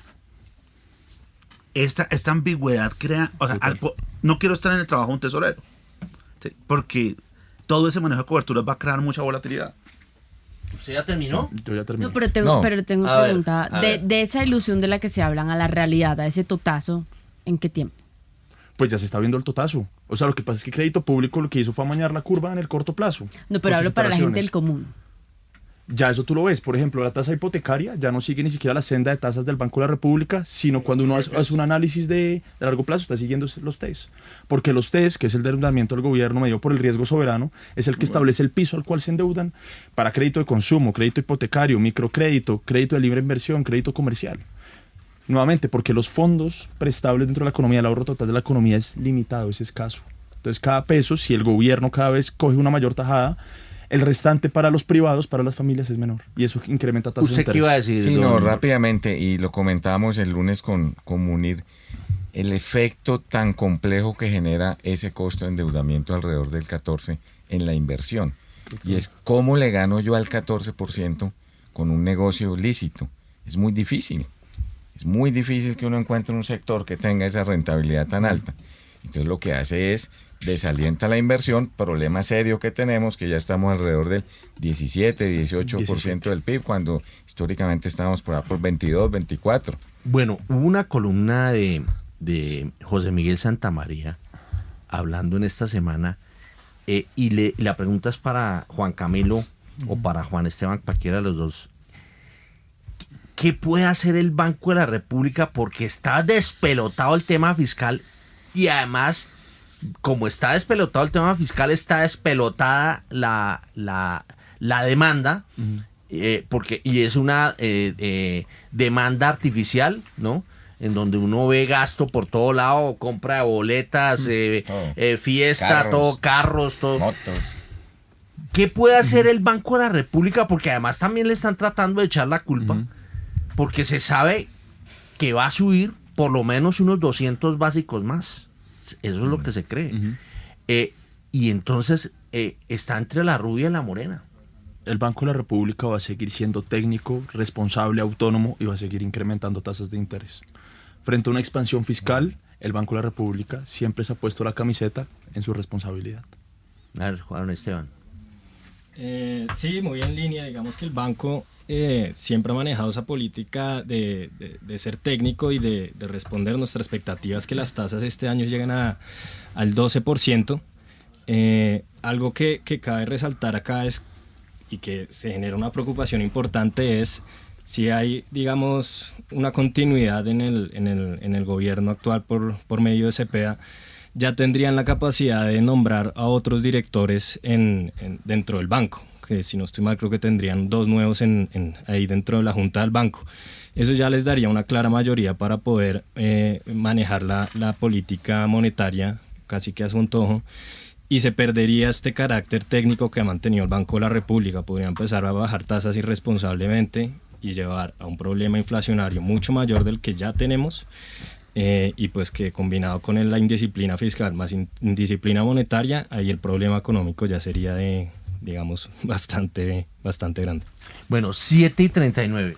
Guillermo Valencia hablaba de que él no quería estar en los zapatos de un tesorero. Usted que fue tesorero, don Jorge Gutiérrez, ahora sí, despáchese a ver cómo está viendo la situación. ¿Qué haría usted si estuviera sentado dirigiendo una mesa de dinero de un banco? Pues mire, Héctor, yo creo que hay que diferenciar claramente qué funciones cumple un trader a qué función cumple un tesorero. Yo creo que el trader tiene que cumplir el mandato, o sea, tiene que ganar plata porque pues, para eso se les paga y esa es su función. Pero el tesorero tiene que responsablemente asumir una posición estratégica. Entonces, hablábamos ahora fuera de micrófonos, lo que significa particularmente hoy por hoy la institucionalidad del esquema de creadores de mercado que pocas veces se habla. Solamente imaginen por un segundo qué le pasaría a Colombia si no contara con un esquema de creadores de mercado tan sólido como el que tenemos en Colombia, que funciona sin reparos desde hace más de 30 años, desde el año 95. Jamás se ha cuestionado. Y por primera vez en la historia del esquema de creadores de mercado, al unísono, el mercado en todos sus componentes habla de la irresponsabilidad de decisiones del gobierno nacional a través de crédito público. Ciertas o no, eso se convierte en una realidad. Digamos que el principal activo en ese sentido es la confianza que despierta ese esquema. Pregunta, ¿qué pasa si no contamos con esa confianza? Si no contamos con ese esquema. ¿Sí? Uno ve hoy que es prácticamente imposible que se vaya a derrumbar. Yo confío en que eso no va a pasar, por supuesto. Pero ¿qué pasa si el día de mañana algún participante del esquema serio diga, hombre, yo así no juego? ¿Sí?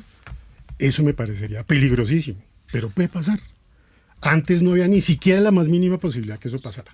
No, antes la gente se estresaba si lo sacaban del esquema de creadores de mercado. Es más, yo fui parte de eso. Para mí era importantísimo, estratégico y definitivo ser parte del esquema de mercado. De creadores de mercado, perdón. ¿Cierto? Pero si yo estuviera sentado hoy, como usted me pregunta en la tesorería de un banco, primero, como usted me criticaba fuera de micrófonos ahora, y me preguntaba, ¿usted qué haría si estuviera sentado en una mesa? Respuesta, me gano toda la plata que me pongan enfrente. Claro, ¿cierto? Pero el tesorero o el vicepresidente que cumple funciones y el presidente de la institución debería estar pensando estratégicamente, ¿sí?, lo que en la práctica eso realmente significa. Y eso es una victoria pírrica, Héctor. Sí. En donde nos estamos ganando un billete los traders, ¿de acuerdo? Pero estamos poniendo probablemente a sacrificar el esquema. Bueno, pero digamos, que nos da la plata. No, por eso. Y si usted deja pasar y deja esa plata encima de la mesa. Si es legal hay que tomarla, Héctor, le he insistido muchas veces. Pero mi obligación como tesorero es sentarme y pensar estratégicamente. Más estructural. Si esta vaina se pone en tela de juicio y se pone en riesgo, ¿sí?, chao la plata, pero por siempre, ¿cierto? Eso no puede pasar. Yo debería como tesorero o como participante del esquema de creador de mercado ser lo más responsable y prudente de procurar que se preserve el esquema y se sostenga con la transparencia y eficiencia que se ha mantenido históricamente. No puedo permitir que una persona que está cumpliendo un papel transitorio, ¿sí?, ponga en riesgo la institucionalidad de un esquema tan importante al punto que puede ser tanto o más importante que un esquema de creadores de un mercado de capitales sólido, ¿sí?, que de alguna manera pueda poner en riesgo la misma estabilidad del sistema financiero y de la economía del país. Vuelvo y les digo, imagínense qué pasa si se nos cae el esquema de creadores de mercado. Jorge, a ver, Guillermo Valencia. Y están los tesoreros de los bancos que tú los conoces bien, pero hay otros tesoreros. No se me aleje del micrófono. Pues, hay muchas corporaciones que tienen problemas de tesorería, van a tener problemas de tesorería. Sin duda, claro. Sí, los grandes agros, los Nutresa, todo eso, a todo el mundo afecta. Entonces, yo creo que esos son los que la tienen más complicada en este instante, porque pues no están en el market making y sí tienen que procurar por la estabilidad de todo su flujo de caja. Entonces, tener volatilidad en la moneda no es bueno. Tanta volatilidad es muy dañino. O sea, primero el que se estaba afectando era el exportador, imagínense. Supongamos empresa X tiene un call center, se le revaluó el peso y fuera de eso el salario mínimo lo suben. Sí, muchos de esos actores, chao, les ponen mucha presión. No, o al revés. Y ahorita al revés. Al revés ahora. Y ahorita al revés. Entonces yo había hecho toda mi estructura de cobertura, digo, uy, ese peso me está fortaleciendo, entonces me fondeo afuera y se voltea. Entonces acelera el proceso de deterioro. Exacto. Y acelera la volatilidad porque tengo que deshacer mi cobertura.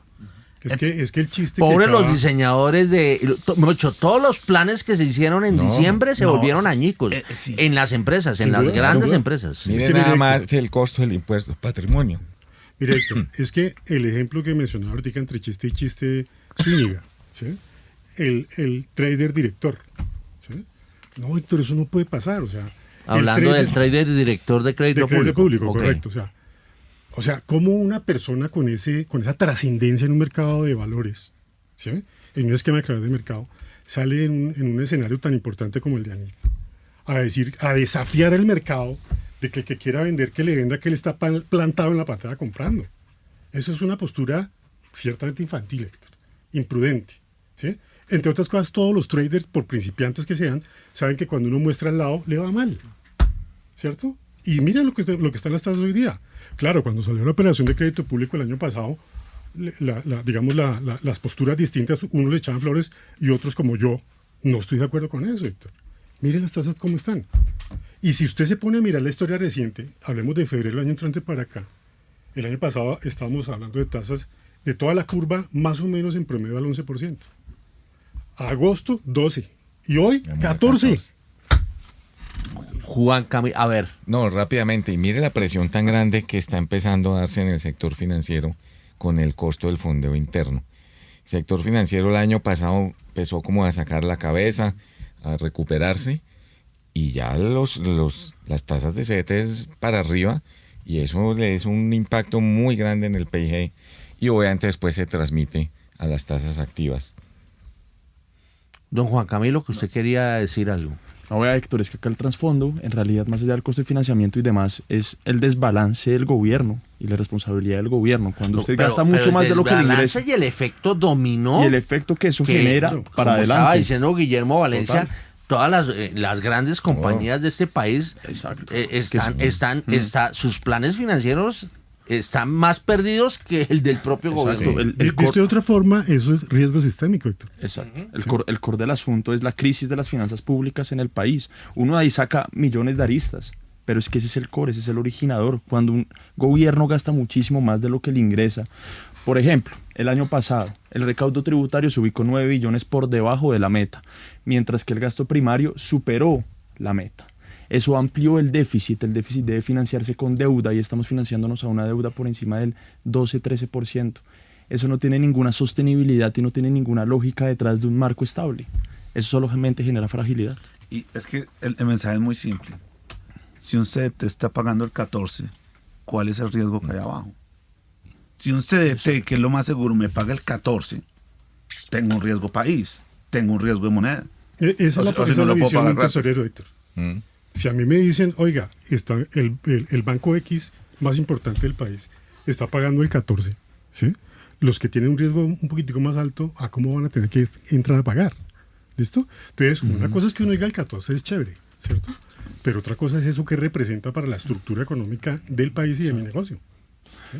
Vea, Héctor, la economía está tan dopada que, excluyendo el gasto público de las cifras de PIB, la economía del año pasado únicamente creció el 1.7% y no el 2.6%. Es decir, el Estado casi que aportó con una tercera parte del crecimiento económico, una cuarta parte. Eso es una locura. El Estado representa menos del 30% del PIB y aportó con una cuarta parte. Eso no tiene ningún sentido. Y eso, cuando usted se fija en las cifras de PIB de las últimas 2, 3, 4 décadas, nunca había pasado algo así. Es decir, el crecimiento económico no había estado tan explicado por el gasto público como ahorita. Ahora, los keynesianos dirán, pero es que fíjese usted cómo Keynes se volvió uno de los economistas más importantes porque fue asesor de Roosevelt, el expresidente de Estados Unidos, y lo sacó de la crisis de los 30. Claro, pero es que la propuesta de Keynes, sin yo ser keynesiano para nada, pero la propuesta de Keynes era muy diferente, era invierta en proyectos productivos, genera empleo, los empleos le generan ingreso y eso lo va a dinamizar la economía. No en lo que empleo está ocurriendo militante. en este momento es gasto en burocracia y en empleo militante. Es que es viendo la pirámide invertida, que es generemos harta expansión monetaria, generemos harto consumo, porque si se genera harto consumo, las empresas empiezan a producir. O sea, al revés, Vea, ¿no? Lo que pasa es que eso tiene una gran falencia. Ellos solamente ven el lado de la demanda. Claro, por la demanda, digamos que aumenta la demanda, un escenario hipotético, pero ¿y la oferta?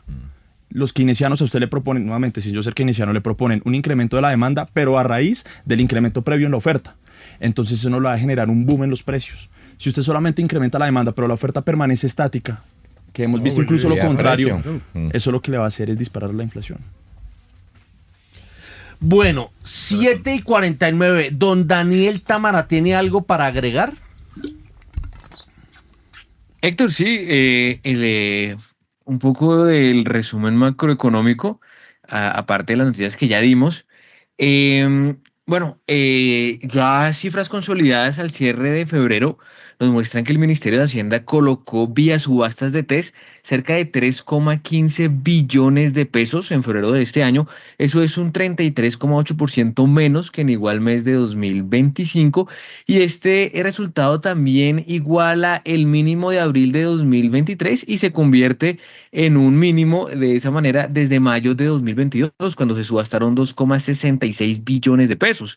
Entonces, las subastas, Héctor, están, o el monto marca un mínimo desde mayo de 2022, pues solo se subastaron cerca de 3,15 billones de pesos en un mes donde no se ejerció ninguna postura no competitiva. Todo lo que se adjudicó fueron en las competitivas, en las no competitivas, ante la expectativa de incrementos en las tasas de interés, pues no se ejercieron pues ninguna de estas opciones. Y de esta manera, el cumplimiento de la meta de subastas, que es de 60 billones de pesos para todo 2026, al término del primer bimestre de este año, pues va en el 11,25%. Sin embargo, Héctor, el saldo de TES sí subirá en febrero de este año más de 17,5 billones de pesos, de los cuales alrededor de 9,9 billones de pesos serán aportados por las operaciones convenidas que hizo el Ministerio de Hacienda durante el segundo mes de este año.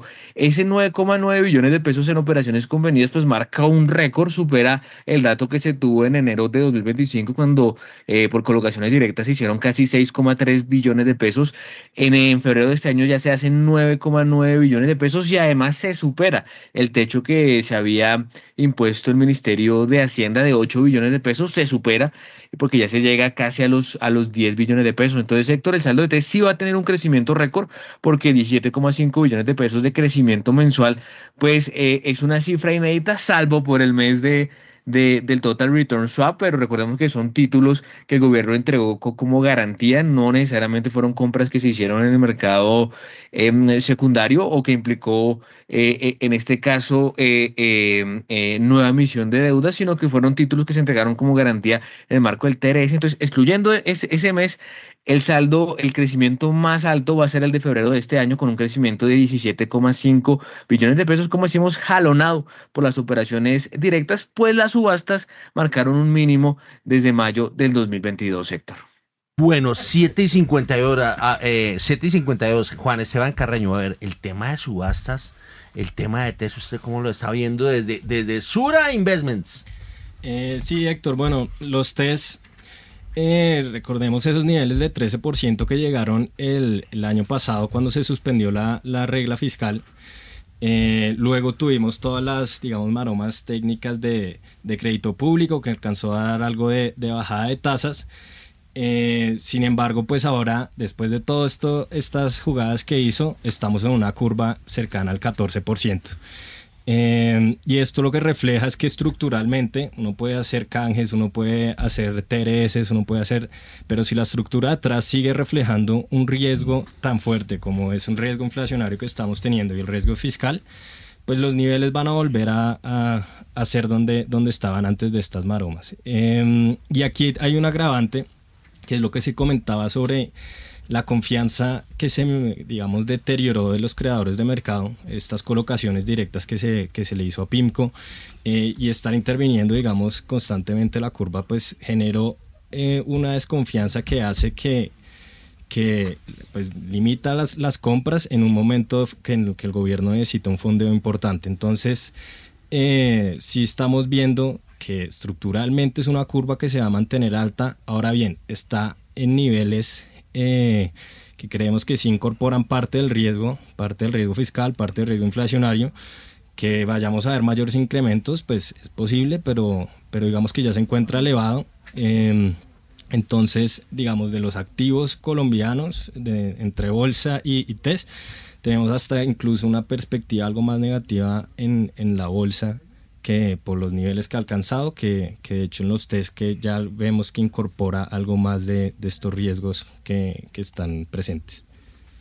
No, ahora sí el dicho de Zúñiga, de la noche negra, la vaca oscura, yo que no veo, se me rompen las gafas, se me caen las gafas, piso las gafas, las vuelvo pedazos y además como no veo, pues no sé por dónde salir ni por dónde irme. Estamos Y en la una ironía, locura. Héctor, es que en diciembre la narrativa era la opuesta. El peso era la barraquera, era el trade para estar. En un momentico la narrativa cambió. No, pues hasta premios se ganó el joven. Pero si hablara acerca... No, perdón. Sí, sí, No, no, hasta sobre- premios hubo para lo que se estaba haciendo allá en crédito público, sí, y honores y toda esa vaina. Al final, sí, o sea, digámoslo, la experiencia sirve para algo, Héctor. O sea, cuando nosotros decíamos, no solo Las yo, canas. varios. Ojo Sí, que, las hartas canas, ¿no? sí, sí, claro, a mucho orgullo. Además se ven bien. El punto es... ¡Oh! Sí, sí, Kiara, ¿se lo ve bien? No. Ahorita hablamos sobre el récord de ese tema. No, o sea, por favor, o sea, no se puede perder el norte. ¿sí? Héctor, O sea, cada quien debe cumplir su papel. Y hago una aclaración para lo que venimos hablando ahora. El hecho de que de los traders salgan a tomar las ganancias, como se las propusieron en bandeja, no es ilegal. Razón por la cual deben hacerlo. Ahí no hay ningún viso de ilegalidad. Estamos hablando de cuestiones de prudencia, que eso es otro tema muy distinto. no, y una frase que nunca falla, y es: no hay almuerzo gratis. No podíamos vivir felices gastando a chorros, emitiendo deuda a chorros. No, eso no va a pasar nada. Pues sí pasa, tarde o temprano pasa. ¿Cuál era la cereza? Lo que le escribió un oyente.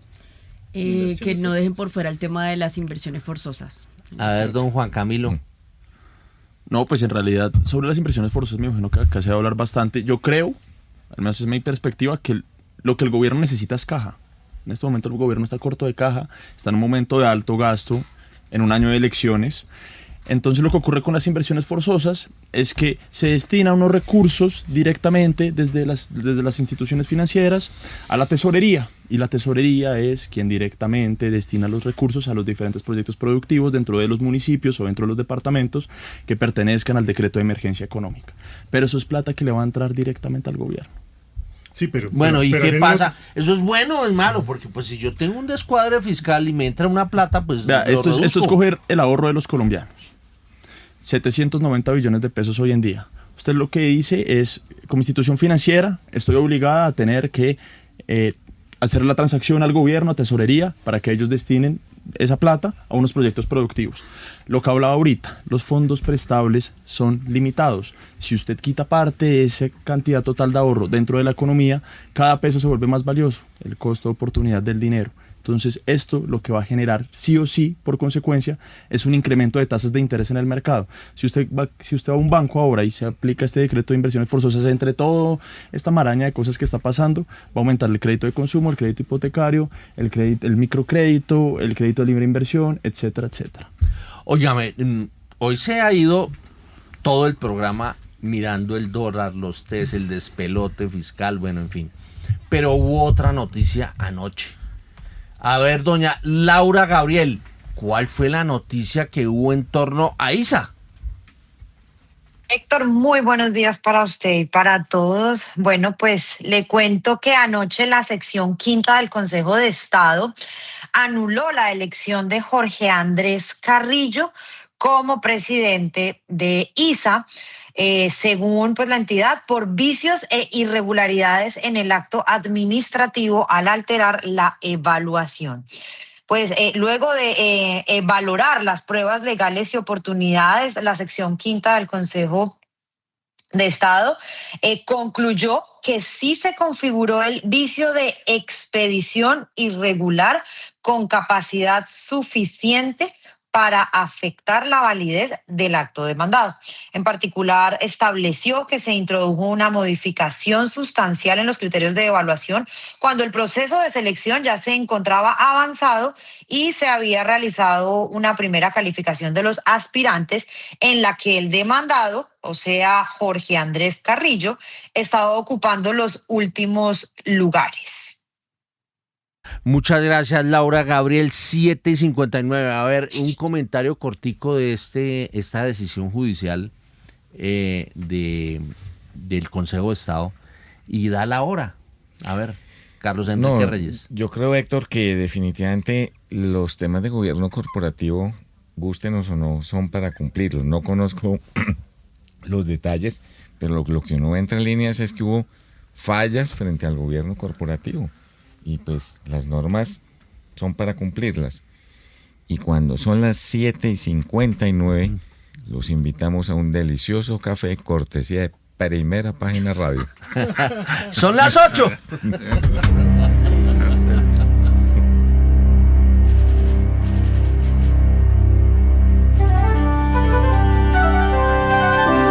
...91.9 Javeriana Estéreo, Bogotá. HJKZ. Sin fronteras.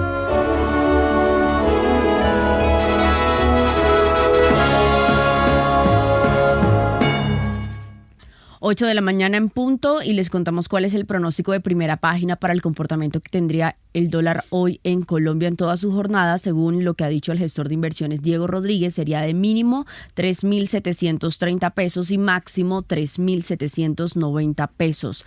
Un aspecto importante es el índice de precios al productor, que será un dato central en este tema. Una sorpresa al alza fortalecería el dólar a nivel global y podría validar niveles altos, y una lectura moderada facilitaría una corrección parcial de la apertura del dólar aquí en Colombia. Y agrega finalmente de ñapa el gestor de inversiones Diego Rodríguez que el inicio con posible presión bajista técnica, pero con alta probabilidad de volatilidad intradía por el dato de inflación de Estados Unidos. El mercado está igualmente condicionado por el frente externo y por factores locales. Además, agrega que la validación o no de los niveles actuales va a definir el tono a corto plazo. Bueno, oiga, ¿su Carreño es familiar de Carreño, el de Isa, o no? No. Pero es que ese es Carrillo. Ah, es Carrillo, sí. Buena la corrección. Bueno, 8 de la mañana. 8 de la mañana y 2 minutos ya. Nos vamos con la noticia que hoy todo el mundo está expectante. Apertura del dólar. A esta hora, abren los mercados en Colombia. Buenos días, Héctor. De igual manera para los analistas, los compañeros y los oyentes. A las 8:02 de la mañana, les cuento que efectivamente el dólar abrió sobre los 3.760 pesos. Es decir, que baja en su apertura 70 pesos con respecto al cierre en el spot de la jornada anterior, que fue de 3.830 pesos. Como bien lo decía Diego, en su pronóstico, una corrección en este momento. Les recuerdo que la tasa representativa del mercado que rige durante la jornada es de 3.745 pesos con 78 centavos y de momento la divisa ha fluctuado entre ese mínimo de 3.760 y un máximo de 3.763 pesos. Bueno, 8 de la mañana y 2 minutos. De una vez le advierto, Nicolás, no se me vaya a desprender, porque el último reporte antes de irnos del programa va a ser el suyo, contándonos cómo evolucionó el dólar en estos primeros minutos. A ver, Juan Esteban, ¿Carreño o Carrillo, hermano? Carreño. Esa apertura de dólar, ¿cómo la vio? Bueno, Héctor, devolviendo un poco de ese repunte que tuvo ahí en el último minuto de ayer, hoy pues estar pendiente también de ese dato de inflación de productores de Estados Unidos. Nuestra expectativa es que la inflación en Estados Unidos en general va a estar, digamos que presionada al alza a lo largo del año. Esperar a que los datos lo confirmen, pero una inflación mayor requeriría, pues, o implicaría unas tasas mayores en Estados Unidos y por lo tanto un dólar más fuerte, que sería, digamos, iría en contra del peso colombiano. Entonces, si la inflación sale fuerte hoy, pues implicaría también una devaluación del peso. Óigame, Nicolás, estamos pendientes por si acaso hay apertura del mercado de test, porque me gustaría saber cómo están abriendo los test, ¿no? De momento, test no operan, Héctor. Bueno, si llegaban a abrir antes de que acabe el programa, me da ese reportico. Bueno, 8 de la mañana y 4 minutos. Vamos a regresar con don Edgar Leyton. Edgar Leyton, a ver, noticias empresariales de las gruesitas. Don Héctor, ¿tengo sonido ahí? Sí, señor. Sí, señor. Héctor, pues mire, Grupo Inversiones Suramericana, todas las empresas que están inscritas en bolsas, bien sea por acciones o bonos, ya están en asambleas y propuestas de dividendos. Entonces, Grupo Inversiones Suramericana propone dividendo de 2.000 pesos por acción pagadero en 4 cuotas entre abril de 2026 y enero de 2027. Banco de Bogotá propone un dividendo de 178 pesos por acción mensual entre abril de 2026 y marzo de 2027 con cargo a las utilidades de 2025. ¿Cuánto vale esto? 758.000 millones de pesos. Grupo Sura, en el separado, porque hay términos muy técnicos y el tema de NIF y cosas así, entonces en eso somos muy cuidadosos. En primera página, Grupo Sura, en el separado, cerró 2025 con una utilidad neta de 1,6 billones de pesos, una reducción del 69,2%. Frente a 2024, pero al aislar, dice la empresa, los efectos del acuerdo marco y las decisiones parciales por absorción, la utilidad neta y todos estos temas, pues la utilidad neta está creciendo un 42%. Entonces ahí depende de cómo se le mire, nosotros reportamos. Además, Suramericana, ojo, es diferente, Suramericana cerró 2025 con una utilidad neta controlada de 776 mil millones de pesos, con un crecimiento del 2,7% respecto a 2024, rentabilidad tangible del 15,2%. Entre tanto, asambleas, Banco de Bogotá, 26 de marzo, Banco JP Morgan aceptó la renuncia de Juan Fernando Gutiérrez Posada como representante legal suplente y miembro suplente de la Junta Directiva. Adicionalmente, Terpel pagó 8.066 millones de pesos en intereses trimestrales de sus bonos ordinarios. Asamblea Mi Banco, 30 de marzo. Almacenes Éxito alista dividendo de 160 pesos por acción para 2026. Este monto, Héctor, supera más de 7 veces el dividendo del año anterior. El año anterior fue de 21,11 pesos. Este año sería de 160 pesos. Noticia de bolsillo o noticia, se me olvidó cómo decir usted el término, servicio social. Bancolombia restableció sus canales digitales y presenciales tras una interrupción del servicio. Se nos ha dicho que la Superfinanciera estaba muy pendiente. En su momento la Superfinanciera les puso una sanción por problemas del año pasado. Vamos a ver cómo termina este año. Adicionalmente, Almacenes Éxito, y se me está acabando el tiempo, propone honorarios de $500 mensuales, ojo, mensuales, para los miembros independientes de la Junta Directiva. Y el resto de noticias los invito a que lo lean en primera página, no sin antes contarles que primerapagina.com.co, que el Grupo Aval cerró 2025 con una cartera bruta de 191 billones de pesos y depósitos de 207 billones de pesos. Esto en los resultados que están entregando a la Superintendencia Financiera en los más recientes o en los últimos minutos y horas que han estado reportando las empresas. Son las 8 de la mañana, Héctor Hernández. Oiga, tengo pregunta para Carlos Enrique Reyes y para Jorge Gutiérrez, y respuesta obviamente muy puntual. Digamos que se está presentando una coyuntura alborotada al comenzar el año y hablando de, digamos, de todas las estrategias que tienen las empresas en sus planes de inversión y en la forma como se proyectan, y los bancos también. ¿Es posible, por ejemplo, uno ve que están proyectando dividendos para la asamblea, es posible que se presenten cambios de última hora? A ver, Carlos Enrique Reyes. Yo diría que sí, a ver, normalmente usted lleva a la asamblea un proyecto de distribución de utilidades que lo da a conocer en todo ese ejercicio de información relevante antes de la asamblea. Pero yo pienso, a mí nunca me pasó, pero sí pienso que si hay hechos, como se dice, sobrevinientes de temas financieros, digamos. Por ejemplo, un banco, una subida de las tasas de captación. Lo que pasa es que acuérdese que es una locura. Lo que pasa es que ahí hay dos cosas. Los dividendos son sobre el ejercicio ya cerrado. Ajá. Otra cosa es qué pueda pasar en el 2026. No, por eso, pero usted en el ejercicio usted dice, yo prefiero guardar una platica y no distribuir. Puede ser, guardo una reserva porque mire lo que está pasando, mire lo que viene, ¿sí? Lo que sí seguramente va a pasar en muchos lados son ejercicios de ajuste presupuestal del 2026. Hecho fácil, impuesto a patrimonio. Cuando usted presentó su presupuesto por ahí en noviembre, diciembre a su junta, pues eso no está en el radar y aparece, y no es un hecho menor. Aquí comentaba, creo que Juan Camilo, el caso de Ecopetrol, de los bancos, que es un dineral, pues eso lo puede llevar a usted a decir, mire, o lo que usted acaba de comentar, el costo de fondeo. Pero normalmente esos ejercicios de ajuste presupuestal no son tan tempranos en el año, sino se va dando, digamos, como un compás de espera a que va pasando, pero sin duda yo creo que eso va a pasar. Jorge Gutiérrez. Este año. Pues yo no conozco una historia reciente en ese sentido, Héctor. Yo creo que, como yo lo notaba aquí, que el tema es lo que definió la Asamblea se cumple.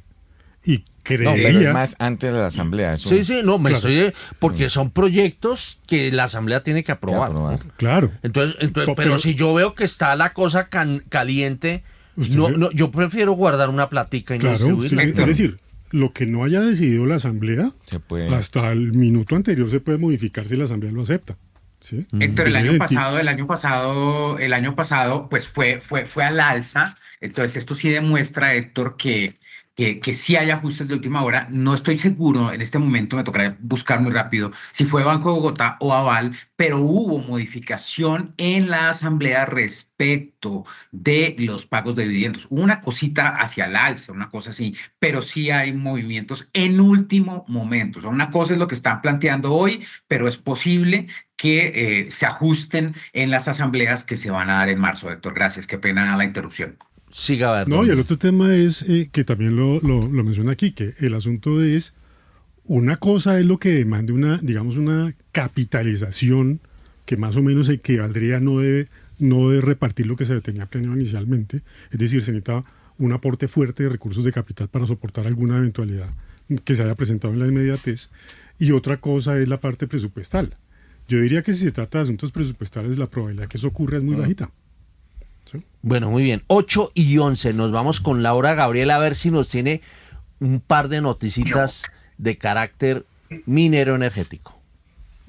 Héctor, así es. Bueno, rápidamente para cerrar con mi sección minero energética, le cuento que yo estoy en Cartagena en la segunda convención de exploración energética y hablamos con el vicepresidente de exploración de Copper Giant, que antes era Libero, y él nos dijo pues que van a participar en la ronda minera de cobre convocada por la Agencia Nacional de Minería, que hasta el momento, según nos dijo la Agencia Nacional de Minería, pues no se han presentado oferentes y esta ronda se lanzó en diciembre del año pasado, pero pues Copper Giant dijo que ya mandó los papeles para poder habilitarse como oferente. Y también, de acuerdo con Flover Rodríguez, que es el director ejecutivo de la Asociación Colombiana de Geólogos y Geofísicos de la Energía, él dijo que el presupuesto que tenía el Servicio Geológico Colombiano tuvo una reducción pues de 2022. Oiga, Laura, perdón, la interrumpo. Sí, usted está en Cartagena y ¿usted por qué no está saliendo en directo? ¿Cómo así que en directo? En directo, sí, mejor dicho, con imagen. Ay, Héctor, es que no estoy en presentaciones.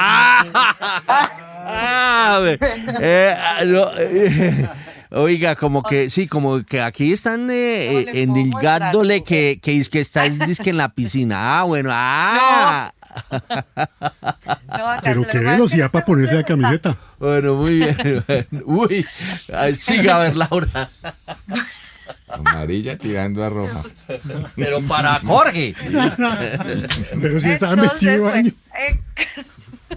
Continuando, dijo que la reducción, pues el Servicio Geológico registró una reducción al pasar de 220 millones de pesos en 2022 a 90 millones de pesos en 2025 y que dado esto, la asociación va a presentar un proyecto de ley en el segundo periodo del Congreso, en donde lo que van a buscar es que cada municipio de Colombia tenga un geólogo, lo cual pues podría ayudar a reducir pues digamos que los problemas que se han presentado ahorita por las lluvias y en especial pues en Córdoba, teniendo en cuenta que estas personas podrían alertar con anterioridad y todo esto.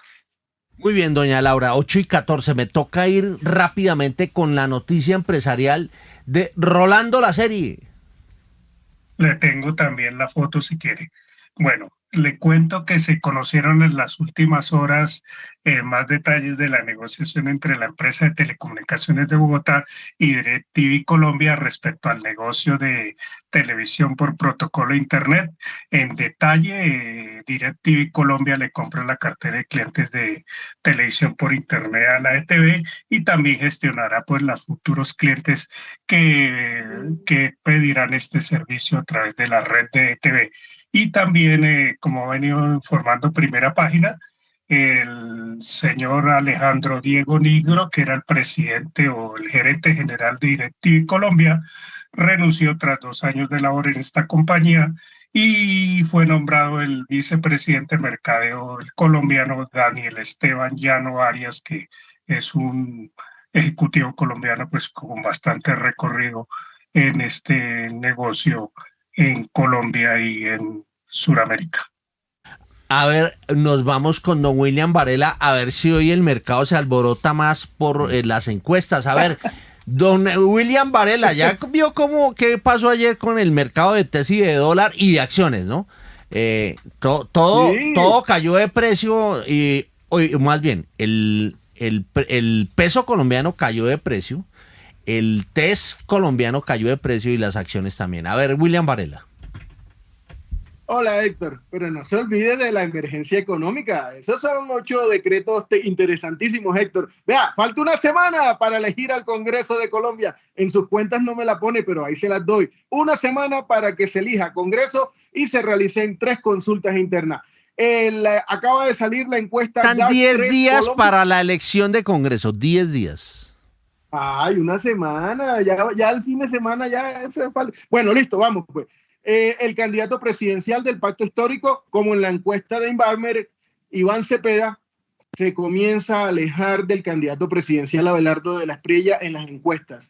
En esta que acaba de salir de la empresa GAT3 Colombia, se manifiesta que Iván Cepeda tiene un 34% de apoyo de los colombianos, mientras Abelardo de la Espriella en el segundo lugar tiene un 26%. Llamativo que en el tercer lugar está no sabe, no responde, 13% de indecisos. Votos en blanco, 6%. Después viene la tercera candidata, que sería Paloma Valencia, 4%. La misma empresa hizo las encuestas de la consulta y Paloma Valencia ganaría por amplio margen las 3 consultas, tendría la mayor votación de la gran consulta que une a varios dirigentes políticos muy conocidos en el país de centro derecha. Claudia López en esta encuesta nacional sacaría el 3%, otros candidatos sacarían el 0.2%, Vicky Dávila 2%, Sergio Fajardo 2%, Santiago Botero 2%, Juan Manuel Galán 1%, Listo. Juan Carlos Pinzón. Listo. Sí, listo. Los demás son menos 1. No valen. Solo están buscando una platica de la consulta, porque eso le deja unos dinerillos a los que están ahí en campaña por cada voto que sus amigos pongan en las urnas el próximo 8 de marzo. Héctor, falta una semana para las elecciones. Tiene que inscribirse si no se ha inscrito para la presidencial. Lo digo hoy, no le creo a las encuestas. 8:18, nos vamos con Nicolás para que nos dé el reporte del dólar. ¿Cómo va hasta ahora? Héctor, pues hasta ahora el dólar que arrancó sobre los 3.760 pesos ya opera sobre los 3.784 pesos con 40 centavos, es decir, que ya pues sube con respecto a su apertura. Obviamente sigue abajo del cierre en el spot de la jornada ayer de 3.830 pesos. Y todavía no tenemos operación en el mercado de TES. No más preguntas, señor juez. Nos vamos agradeciendo a los analistas que nos acompañaron en esta emisión: Guillermo Valencia, Juan Esteban Carreño, Jorge Gutiérrez, Juan Camilo Pardo, Carlos Enrique Reyes, Felipe Campos, Diego Rodríguez, Mauricio Zúñiga, hoy bajo la dirección de Héctor Hernández y la presentación de quien les habla, Kiara Severiche. Feliz fin de semana para todos.